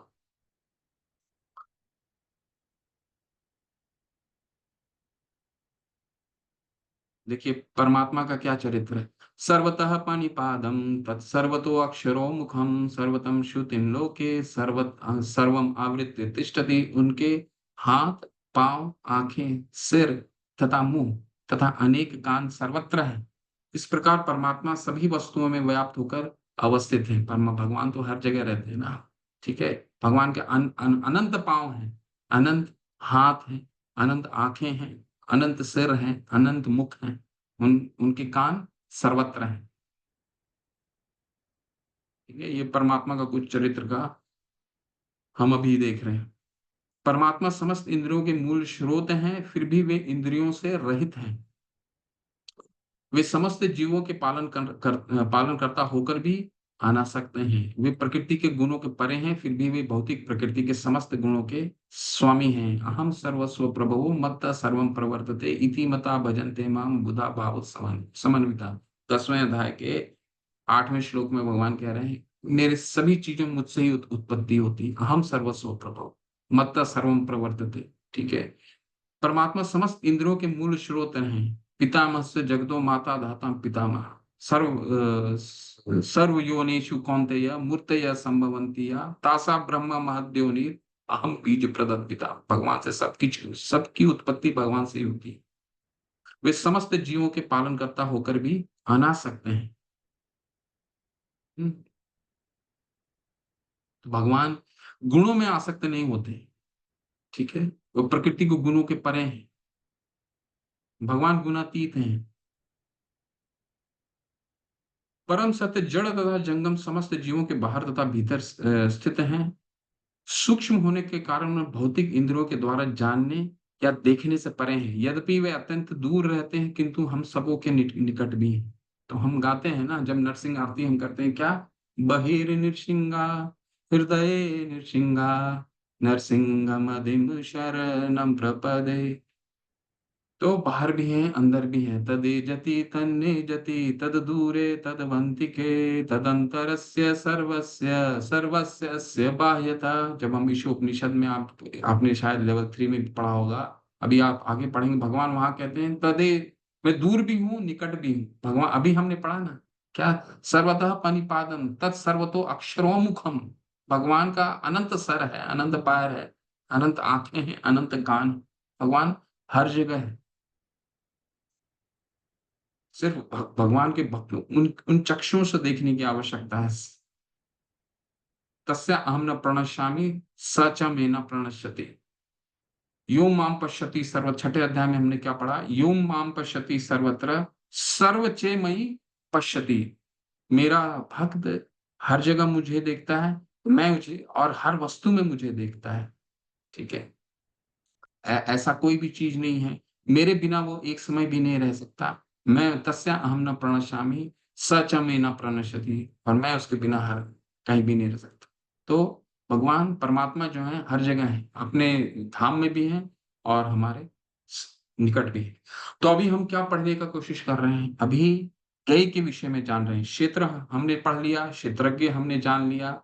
ठीक है, क्षेत्र कौन है, फील्ड ऑफ एक्टिविटी। क्षेत्रज्ञ किसको कहा जाता है, क्षेत्रज्ञ इस जो कार्य क्षेत्र है इसको जानने वाले को क्षेत्रज्ञ कहा जाता है। भगवान कहते हैं दो क्षेत्रज्ञ हैं, एक मैं हूं, एक आत्मा है जो शरीर जिसका अपना शरीर है। ठीक है, इसके बाद हमने क्या जाना, ज्ञान के बारे में जाना। ज्ञान क्या चीज है, ज्ञान का मतलब है वो योग्यता हासिल करना जिसको हासिल करने के बाद हम गय तक पहुंच सकते हैं। और अब हम गय के बारे में जान रहे हैं। गय कौन है, परमात्मा। परमात्मा क्या है, क्या चरित्र है परमात्मा का, परमात्मा सर्वत्र है, अपने धाम में भी है, यहाँ भी है। उनके अनंत मुख हैं, अनंत पैर है, अनंत सिर है, अनंत कान है। ठीक है, ये कुछ चरित्र हम जानने की कोशिश कर रहे हैं भगवान का। यद्यपि परमात्मा समस्त जीवों के मध्य विभाजित प्रतीत होते हैं लेकिन वह कभी भी विभाजित नहीं है, वह एक रूप में स्थित है। यद्यपि वह प्रत्येक जीव के पालन करता है लेकिन वह समझना चाहिए कि वह सबों का संहार करता है और सबों को जन्म देता है। तो भगवान 3 रूप में अपने आप को प्रकट करते हैं। ठीक है, ब्रह्मा विष्णु महेश, तीनों का अपना अपना कार्य है। ठीक है, भगवान, हमें लगता है भगवान क्या है, ओम पूर्णमदः पूर्णमिदं पूर्णस्य पूर्णमादाय ओम पूर्णमदः। भगवान पूर्ण है, तो पूर्ण से कुछ भी निकलता है तो भी भगवान पूर्ण रहते हैं। भगवान विभाजित नहीं होते। यद्यपि परमात्मा समस्त जीवों के मध्य विभाजित हो प्रतीत होते हैं लेकिन वह सभी कभी भी विभाजित नहीं है, वो विभाजित नहीं, भगवान पूर्ण है। ये यहाँ पे गणित नहीं चलता है कि एक में से एक माइनस कर दीजिए तो शून्य बच जाएगा। भगवान पूर्ण है। वे समस्त प्रकाशमान वस्तुओं के प्रकाश स्रोत हैं। वे भौतिक अंधकार से परे हैं और अगोचर हैं। वे ज्ञान हैं, ज्ञेय हैं और ज्ञान के लक्ष्य हैं। ठीक है, ये बहुत महत्वपूर्ण शब्द है, सिद्धांत है। वे सबके हृदय में रहते हैं, सबके हृदय में स्थित है। तो ये कौन है, किनका वर्णन आ रहा है, भगवान के परमात्मा रूप में वर्णन आ रहा है। ठीक है, परमात्मा परमात्मा कहाँ है, सबके हृदय में है। सर्वस्व चाहम हृदय सन्न विष्णु ईश्वर सर्वभूतानाम हृदय से अर्जुन तिष्ठते। तो वो क्या है, सभी प्रकाशमान वस्तुओं के स्रोत है। जहां भगवान है वहां तो अंधकार हो ही नहीं सकता ना, हमने 7वें अध्याय में भी पढ़ा। ठीक, ये हम कुछ चरित्र देख रहे हैं परमात्मा। इसके बाद अब भगवान यहाँ पे क्लोज करेंगे और इसके बाद पुरुष और प्रकृति का संयोग किस तरह होता है, एक पुरुष एक जीव की उत्पत्ति कैसे होती है, उसके बारे में चर्चा बहुत ही अच्छा आने वाला है सिद्धांत। इस प्रकार मैंने कर्म क्षेत्र, ज्ञान तथा ज्ञेय का संक्षिप्त में वर्णन किया। इसे केवल मेरे भक्त ही पूरी तरह समझ सकते हैं।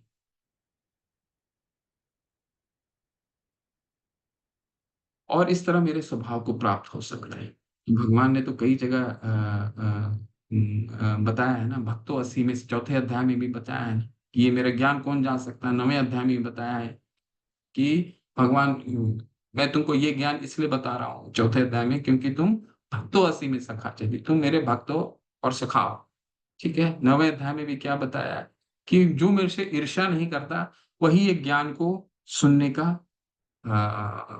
प्रवक्ष्यामि अनुसूयवे, जो मेरे से ईर्ष्या नहीं करता वही ये मेरे ज्ञान को जान सकता है। यहाँ भी भगवान को वही समझ सकता है जो कर्म क्षेत्र ज्ञान तथा ज्ञेय के संक्षेप में वर्णन है, वही समझ सकता है जो भगवान का भक्त है। इसीलिए भगवान ने भक्ति योग का वर्णन कर दिया, ताकि कोई जो मन मना भव मत भक्तो मद्याजी माम नमस्कुरो, जो भगवान के ये निर्देश को पालन कर रहा है वही ज्ञान की विधि को समझ सकता है।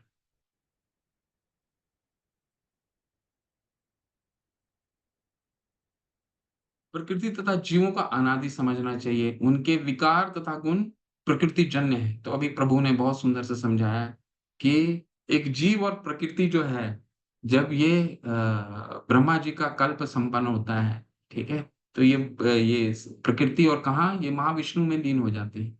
ठीक है, ऐसा नहीं है कि ये समाप्त हो जाते हैं, ये दोबारा इनका प्राकट्य होता है दृष्टिपात से। भगवान इसको दोबारा इसको दोबारा सक्रिय बनाते हैं। ठीक है, तो ये संपन्न प्रकृति और जीव जो है अनादि है, हर समय से है। ठीक है, और जिस तरह जीव अलग अलग शरीरों में अलग अलग शरीरों का भोक्ता बनता है, उस तरह से अगला जन्म उसको मिलते जाता है। तो जीव क्या है, वो अनादि है, हर समय से है, जीव और प्रकृति। ठीक है, इनका कभी भी ये खत्म नहीं होते, ये लीन हो जाते हैं भगवान के शरीर में।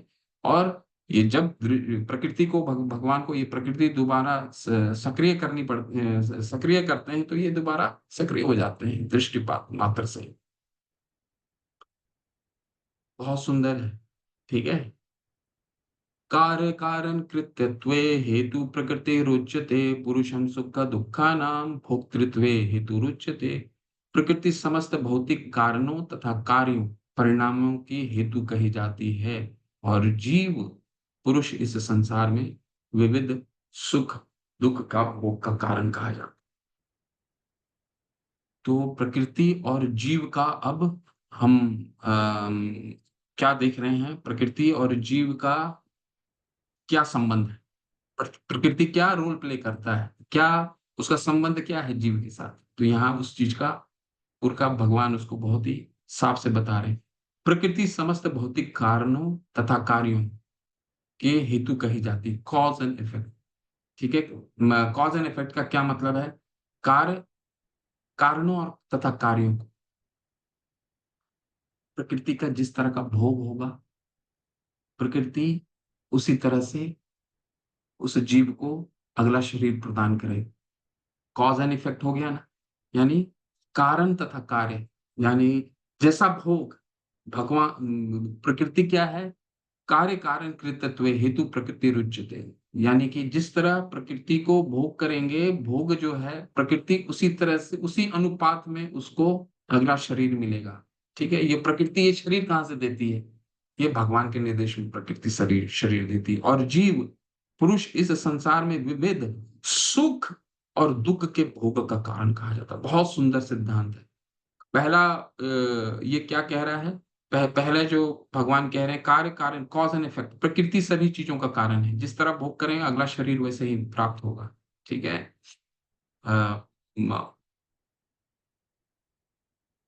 और दूसरा में पुरुषम सुख दुखाना भोक्तृत्व हेतु रुच्यते, भोक्तृत्व। अब ये भोग जिस तरह से करेगा एक पुरुष, एक जीव जिस तरह से भोग करेगा, उस तरह से उसको शरीर प्राप्त होगा, और शरीर प्राप्त होने के बाद उस शरीर के अनुपात ही वो कार्य कर सकता है। तो उस शरीर में जो सुख और दुख प्राप्त होंगे उसको, वो उस भोग के कारण होंगे। मान लीजिए एक हाथी का शरीर एक जीव को अगले जन्म में मिलता है, आज वो प्रकृति का उसी तरह भोग करता है। मनुष्य का जन्म मिला, परंतु अपना सारा जीवन आहार निद्रा भय मैथुनम च समन्वयम एतत् पशुभिः नराणाम, ये 4 चीजों में लगा दिया। उसमें से आहार में उसने जीवन लगाया। मान लीजिए उसका अगला शरीर उसको हाथी का प्राप्त होता है, तो हाथी के शरीर में वो हाथी का ही व्यवहार करना पड़ेगा। और हाथी को जो सुख और दुख प्राप्त होते हैं, ये उसके कारण ही, उसके भोक्तृत्व हेतु रुच्यते, उसके भोग करने के कारण होते हैं। वो मनुष्य हाथी के शरीर में मनुष्य का कार्य नहीं कर सकता, फिर भगवत गीता को भगवत गीता नहीं समझ सकता, श्रीमद् भागवतम नहीं पढ़ सकता। ठीक है, तो जिस तरह का वो प्रकृति का भोग करेगा, उसी तरह का शरीर उसको प्राप्त होगा, और उस शरीर के हेतु उसी तरह सुख और दुख प्राप्त होंगे। श्रील प्रभुपाद बताते हैं, एक शुकर को अगर आप, शुकर हमें दूर से दिखने में हो सकता है वो मल खाता हो सकता है वो गंदे जगह वास करता हो, परंतु अगर आप उसको अच्छे पकवान बना के देंगे तो वो नहीं खाएगा, और हमें लगता है वो गंदा है, परंतु शरीर भोक्तृत्व हेतु रुच्यते, वो शरीर का ऐसा बनावट है कि उसी में ही वो सुख और दुख भोगता है, उसको वही सुख की प्राप्ति होती है, वही सुख है उसके लिए।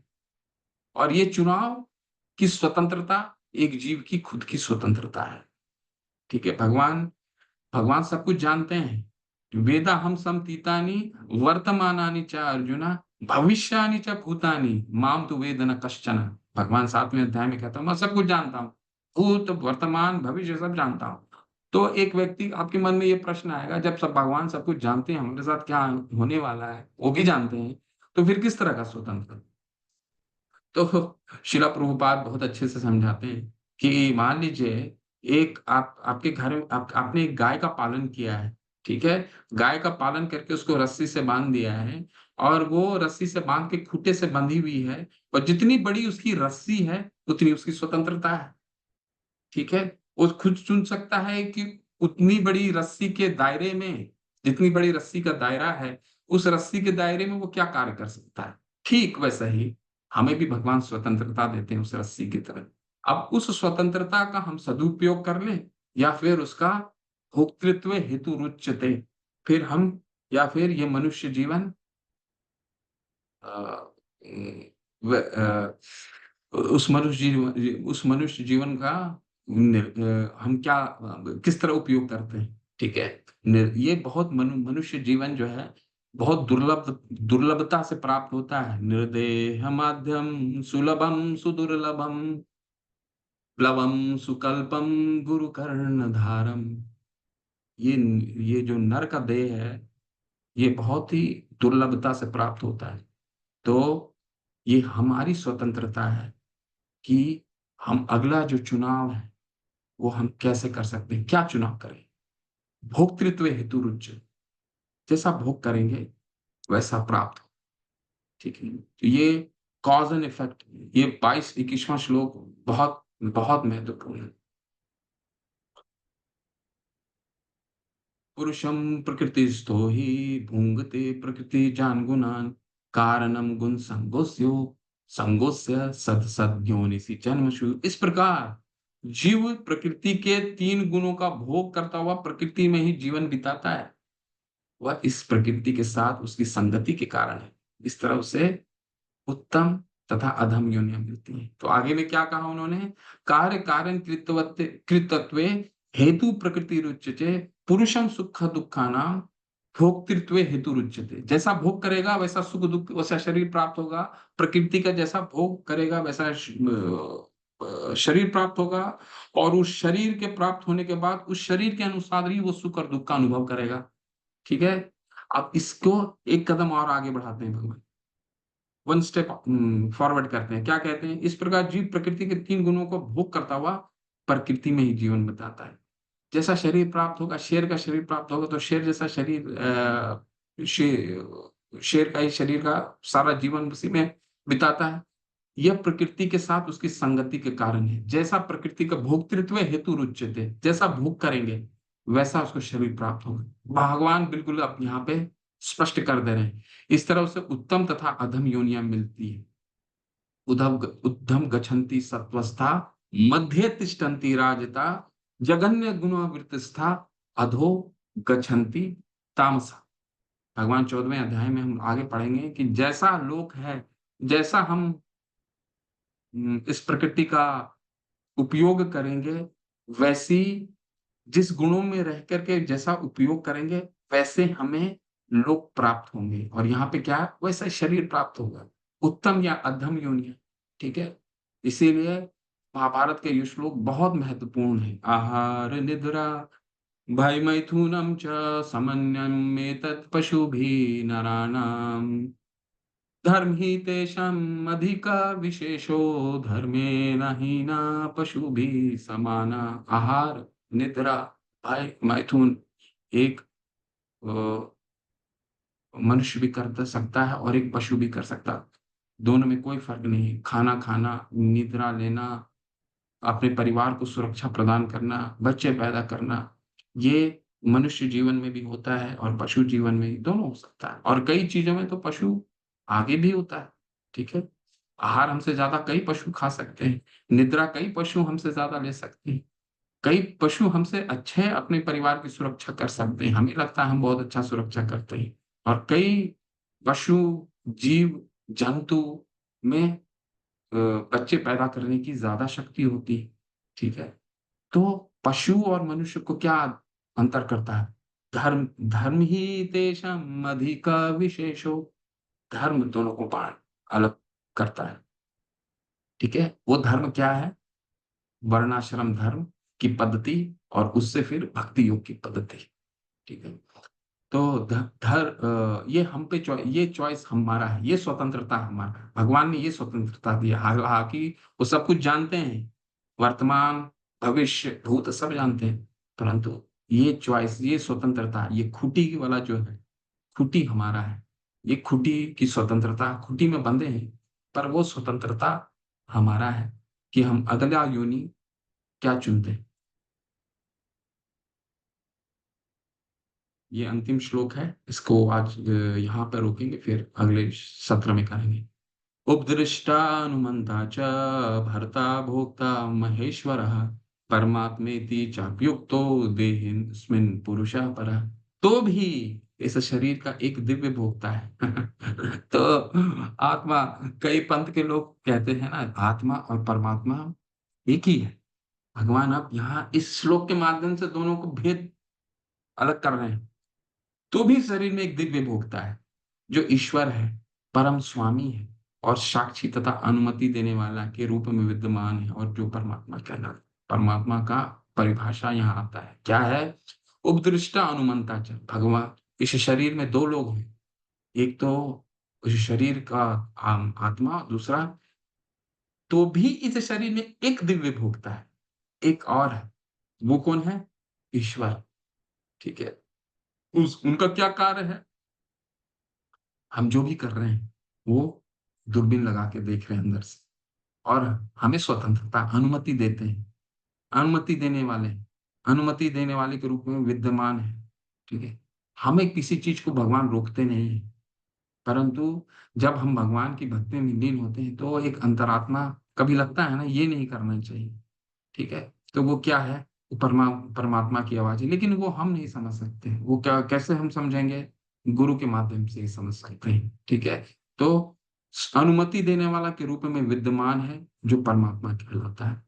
ठीक है, तो ये बहुत महत्वपूर्ण श्लोक है जहाँ पे परमात्मा और जीव के भेद को बताया गया है। जीव और परमात्मा के भेद को बताया गया है, और ये भी इस श्लोक के माध्यम से स्पष्ट रूप से निकल के आता है कि जीव, कई पंथ के लोग, अगर अगर आप अनुवाद पढ़ेंगे शिला प्रभुपाद का, तो इस अनुवाद में शिला प्रभुपाद लिखते हैं कि कई पंथ के लोग कहते हैं कि सब एक है।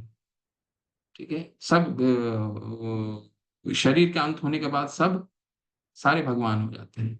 ठीक है, तो यहाँ पे इस चीज का बिल्कुल भेद है। इस शरीर में एक दिव्य भोक्ता है, एक और है जो ईश्वर है, जो हमें करने की स्वतंत्रता देता है। स्वतंत्रता देते हैं भगवान, कभी भी हमें रोकते नहीं, लेकिन वो हमारी स्वतंत्रता क्या है वो हमने अभी जान लिया। ठीक है, अब हम इस शरीर का जिस तरह उपयोग करें, प्रकृति पुरुषम प्रकृति स्तो ही भूंगते प्रकृति जान गुना कारणम गुण संगस्यो सत सत योनि सी जन्म। अच्छा और ऊपर की योनि या अच्छा अधम योनि, ये हमारे जिस तरफ हम प्रकृति का विदोहन करेंगे उस तरफ में प्राप्त होगा। ठीक है, हरे कृष्णा। आज यहीं रोकते हैं 23वें तक। इसके बाद 23 से अगले सत्र में इसको संपन्न करेंगे। शिला प्रभुपाद की जय। हरे कृष्णा। हरे हरे कृष्णा प्रभु जी। किसी का प्रभु जी कोई अटेंडेंस प्रश्न लिंक है, भी कोई भेज दिया ऐड मैंने। करना चाहते हैं?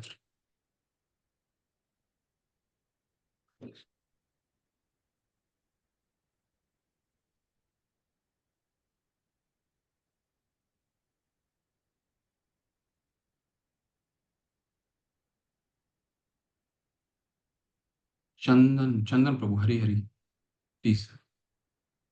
हरे कृष्णा प्रभु जी। हरे कृष्ण प्रभु। तो है ना, भगवान ने जो गुण है, जो ज्ञानी को क्या क्या ज्ञान होना चाहिए, उसमें एक चीज मैं बताना चाहता हूँ। उसमें बताया है ना कि अ, परिवार से ममता।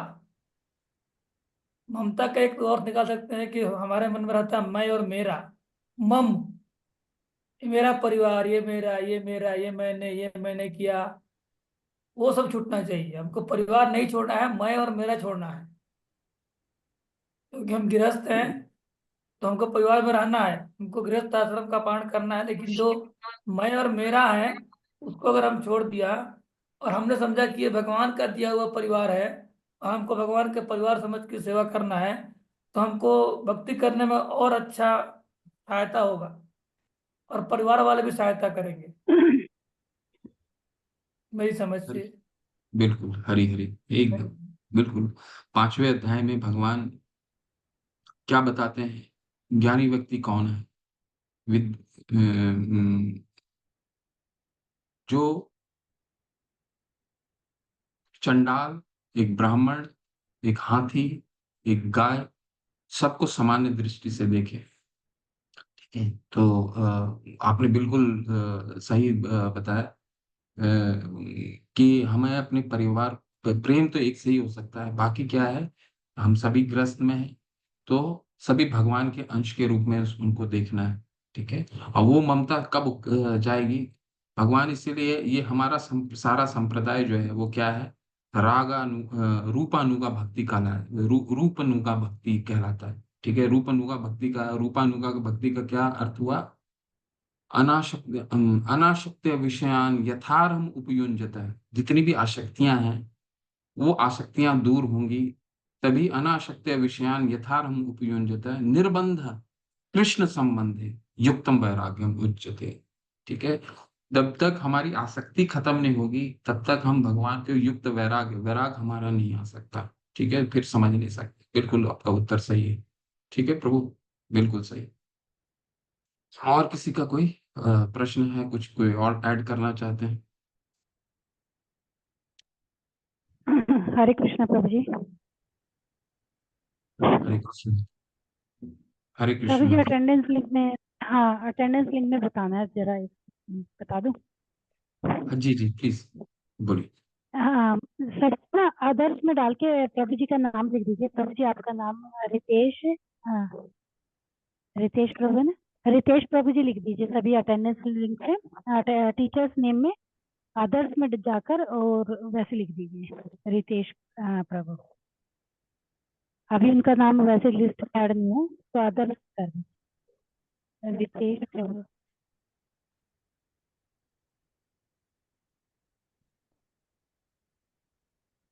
और किसी को कोई डाउट है क्या इसमें, अटेंडेंस लिंक में? हरे कृष्णा। प्रभु जी से कोई से भी पूछना हो तो पूछ लीजिए। हरे कृष्णा प्रभु जी, धन्यवाद।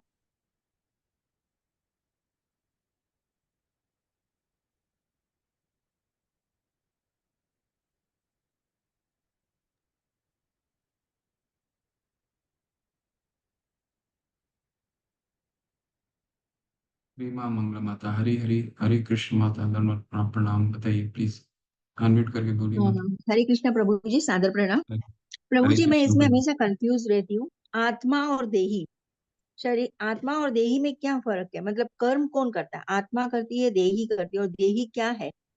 यही आत्मा ही है माता। देहिनो अस्मिन् यथा देहे कौमारम यौवनम जरा।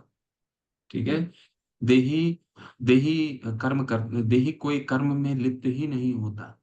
देही देही शरीर कर्म करता है। कार्य क्षेत्राद हमने क्या पढ़ा? कार्य क्षेत्र कौन देही है? शरीर। शरीर देही आत्मा को कहा जाता है। ठीक है। शरीर। और आत्मा और देही एक ही शब्द है। भगवान ने शिला प्रभुपाद के आप दूसरे अध्याय के 13वें श्लोक में अगर देखेंगे तो देही का परिभाषा उन्होंने दिया है। ठीक है। तो देही का मतलब आत्मा है, और आत्मा कोई कार्य में लिप्त नहीं होता। ठीक है। कार्य कौन करता है? कार्य क्षेत्र तो शरीर है, आज ही हमने शरीर उसका का। अध्ययन किया। ठीक है। तो हम जैसा जैसा इनपुट लेंगे वैसे ही तो कर्म होगा। कर्म हमने पढ़ा ना। ठीक है। नहीं ज्ञान। प्रभु जी, लेकिन मरने के बाद जो देही को बोलते हैं ना, उनको सजा दी जाती है, और वो हम्म, तो वो आत्मा ही देही है मतलब। उनको प्रताड़ना शरीर दी मिलती है। ये हाँ दही है, वो आत्मा है। फिर उनको उनको प्रताड़ना शरीर दिया जाता है। ठीक है। एक अलग तरह का शरीर दिया जाता है जिसका कार्य ही यही होता है कि उसको सिर्फ दुख प्रताड़ना झेला जाए। ठीक है। और इस शरीर से गुना हजार कर दीजिए तो उस जितना सेंस है। अब जैसे एक आग जलता है। ठीक है। अब आग जलता है, आपने हम्म, उंगली डाला तो कितना आप लोग जल्दी सेंस कर लेते हैं कि अरे मेरा हाथ जल रहा है। इसको गुना हम्म। हजार मल्टीप्लाई कर लीजिए तो इतना सेंसिटिव होता है प्रताड़ना शरीर।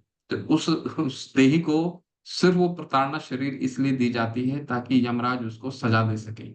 ठीक है। अच्छा। तो वो देही को प्राप्त होता है, उसको प्रताड़ना शरीर बोला जाता है, सूक्ष्म रूप। ठीक है बात है। सु-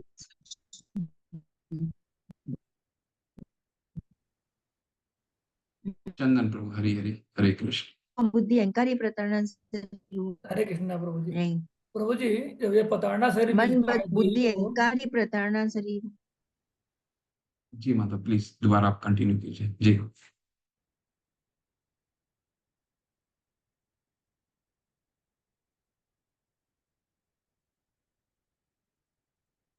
चंदन प्रभु क्या प्रश्न है आपका? जी प्रभु जी, प्रश्न यही था माता जी के प्रश्न से प्रश्न निकला मेरे को कि जो हमारा जो सूक्ष्म शरीर है, जब उसको प्रताड़ना दिया जाता है तो क्या हमारे आत्मा को समझ में आती है? क्योंकि अगर हमको प्रताड़ना दिया जाता है तो फिर भी हम दूसरा दिन मिलने के बाद फिर वही कर्म क्यों करते हैं? देखिए, मन में तो बहुत प्रश्न होते हैं। क्या क्या प्रश्न है? देखिए, पहला प्रश्न ये होता है कि हम सभी भगवान के अंश हैं, भगवान के धाम में थे। तो फिर हम जब भगवान के धाम से, तो भगवान कहते हैं मेरे धाम में जो आता है 15वें अध्याय में, जो मेरे धाम को जाता है वो दोबारा कभी नहीं बाहर जाता, कभी नहीं जी जाता। जी परंतु क्या है, ये बहुत शिला प्रभुपाद ने इसको बहुत कॉम्प्लेक्स बताया है इस केमिस्ट्री को, कि हम ये धरातल पे क्यों आए। हमें हमें शरीर, एक डॉक्टर देखिए, एक मरीज जब डॉक्टर के पास जाता है तो मरीज क्या बोलता है कि मेरा शरीर में ये प्रताड़ना है, ये खराब हो गया, मेरा शरीर में यहाँ तकलीफ है, यहाँ दुख है, पेट खराब हो गया, ये खराब हो गया। डॉक्टर उसको ये नहीं पूछता है कि आपने ये क्यों खाया, ये क्यों किया, ये क्यों किया। डॉक्टर उसको क्या करता है? सिर्फ दवा देता है। ठीक है। उससे शरीर का इलाज करता है। बस हमें इसको इलाज की तरफ ध्यान देना है।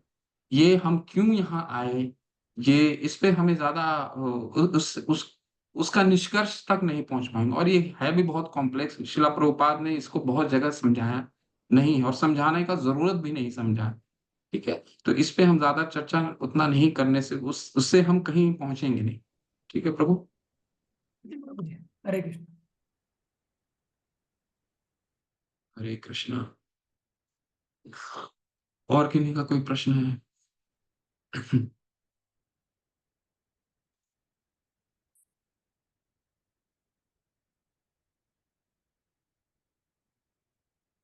कोई प्रश्न है नहीं?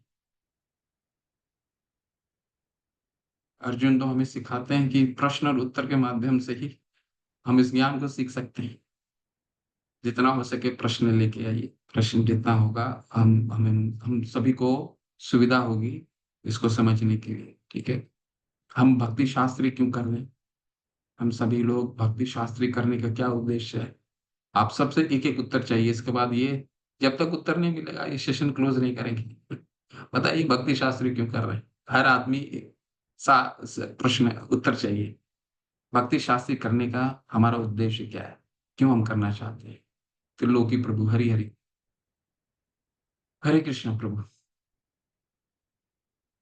बस एक शब्द में, छोटे शब्द में बताइए, भक्ति शास्त्री करने का क्या उद्देश्य है हमारा?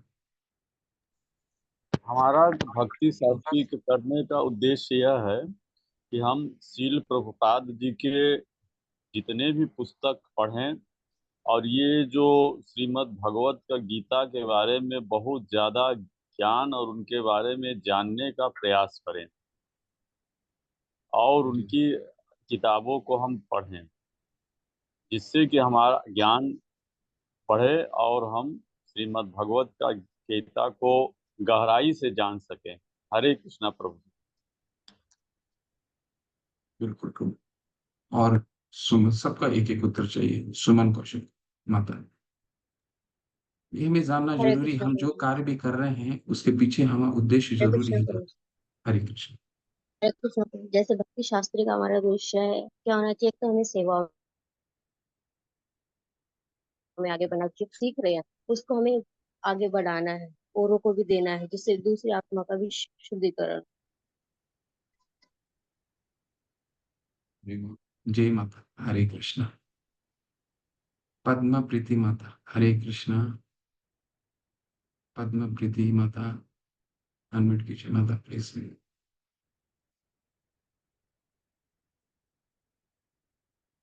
हरे कृष्णा प्रभु जी। हरे कृष्ण माता। दंडवत प्रणाम प्रभु जी। दंडवत। हम भक्ति शास्त्र इसलिए कर रहे हैं ताकि हम अपने बारे में जान सके, और जो भगवान ने ज्ञान दिया है वो हम समझ के, जो गुरु परंपरा से ज्ञान हमें मिला है वही हम प्रचार करके औरों को भी दे सके, ताकि वो लोग भी अपना जो स्थिति है वो समझ के आगे बढ़ सके, कि वो शरीर नहीं मतलब आत्मा है और वो भक्ति में आ सके। इसलिए हम भक्ति शास्त्री करते हैं। हरे कृष्ण, बिल्कुल। हरि बोल, हरे कृष्ण। प्रयास सब कीजिए, प्रश्न के उत्तर का प्रयास हमें सब करना चाहिए। भगवान दूसरे अध्याय में कहता है, नेहा विक्रम अनाशोस्ति प्रत्यवायो न विद्यते स्वल्पमस्य धर्म से त्रायते महतो भया। थोड़ा सा भी प्रयास अल्प हमें भय से बचाती है। तो थोड़ा थोड़ा हमें हमेशा प्रयास करते रहना चाहिए। चंदन प्रभु जी, हरे कृष्ण। हरे कृष्णा प्रभु जी, मेरा जो उद्देश्य है भक्ति शास्त्री करने का, जो चैतन्य महाप्रभु का उद्देश्य है, हरि नाम की सर्वत्र फैले। और कृष्ण ने ये बोला है कि जो मेरा नाम प्रचार करता है मेरे को बहुत प्रिय है, तो मेरे को भगवान का प्रिय बनना है। और हमें गुरु जी का मिशन यही है कि सहयोग करना है प्रचार में, तो उसमें सभी हो जाएगा। प्रभुपाद जी का वजह से पूरा होगा, चैतन्य महाप्रभु का वजह से पूरा होगा, कृष्ण जी भी खुश रहेंगे और गुरु महाराज भी हमको अच्छा कृपा करेंगे, तो इसमें चारों लोगों का इच्छा पूरा हो जाएगा। हरे हरे, बिल्कुल प्रभु। ज्योति माता, हरे कृष्ण। हरे। हम भक्ति शास्त्र इसलिए करते हैं क्योंकि हम कुछ नया जान सके और हमारे भक्ति को गुह्यतम जो रस है उसको समझ सके, और फिर आगे हम अगर प्रीचिंग करें तो उसको अच्छे से हम समझा पाए और दूसरे भक्तों को। हरे कृष्ण। बहुत सारे हाथ उठे ही नहीं। अब है प्रभु, हरे कृष्ण प्रभु, आप हरे बताइए कृष्ण प्लीज। प्रभु जी, दंडवत हरे प्रणाम। कृष्ण, धन्यवाद प्रभु। भक्ति शास्त्री करने का उद्देश्य ये है कि इस कारण से भगवत गीता का नियमित रूप से अध्ययन हो सके और जीवन के बारे में गहराई से ज्ञान प्राप्त हो सके, भगवान कृष्ण के बारे में भी अधिक से अधिक जानकारी प्राप्त की जा सके और आप जैसे विद्वानों के सानिध्य प्राप्त हो। हरे कृष्ण प्रभु जी, धन्यवाद प्रणाम। हरे हरे। और कुछ अब कोई भाग लेना चाहते हैं? बहुत सुंदर, सभी ने बहुत सुंदर उत्तर दिया, बिल्कुल सही है। भगवान चैतन्य बोलते हैं, भारत भूमि ते होइले मनुष्य जन्म यार, जन्म सार्थक करो करो परोपकार।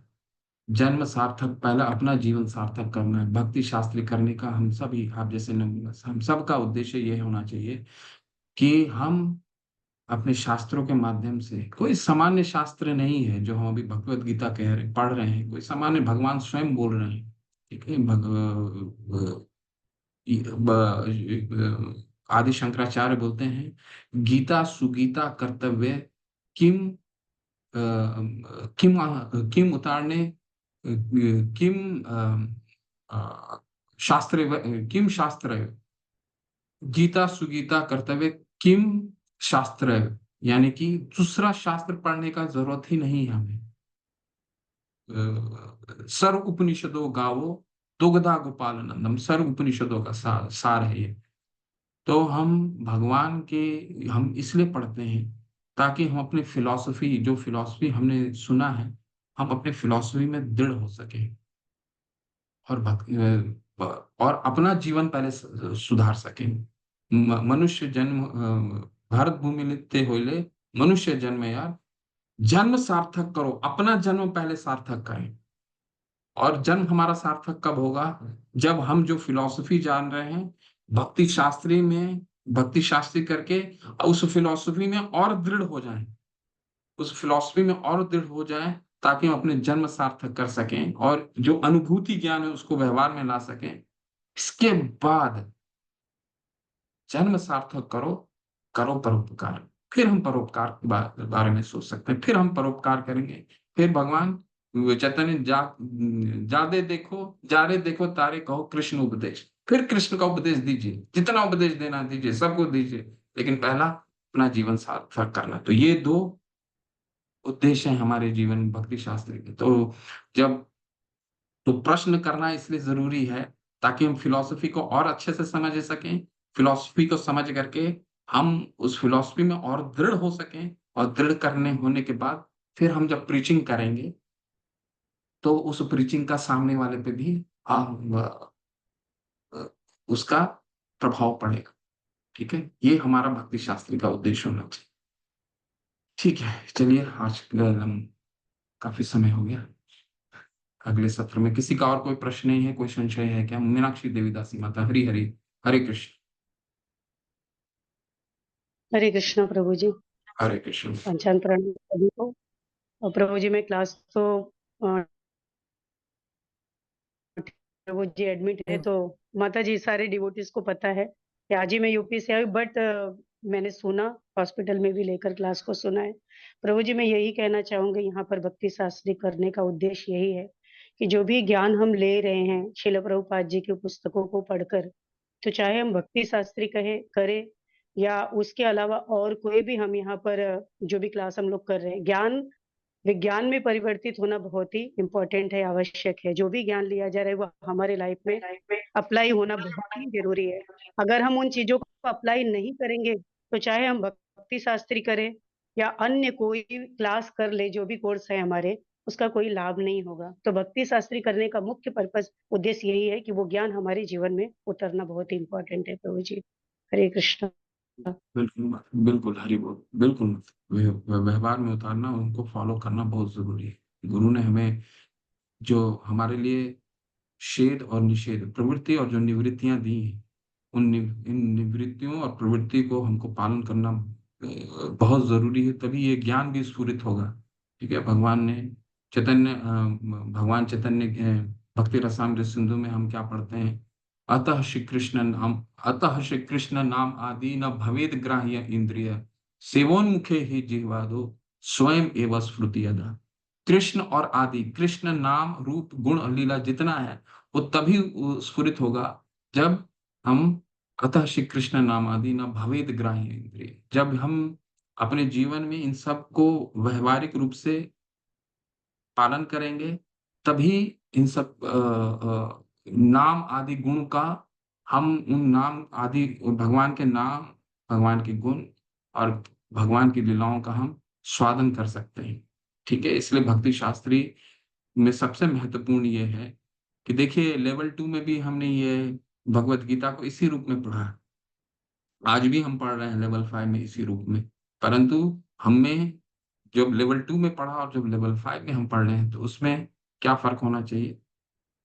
हम इसको और रिसेप्शन की तरह इसको लेना, ठीक है, चलिए, हरे कृष्णा। इसको हम आज यही समाप्त करते हैं। शिला प्रभुपाद की जय। वांछा कल्पतरुभ्यश्च कृपा सिंधुभ्यैव च पतितानां पावनेभ्यो वैष्णवेभ्यो नमो नमः। अनंत कोटि वैष्णव वृंद की जय। शिला प्रभुपाद की जय। हरे कृष्णा। आप सभी को हरे कृष्णा।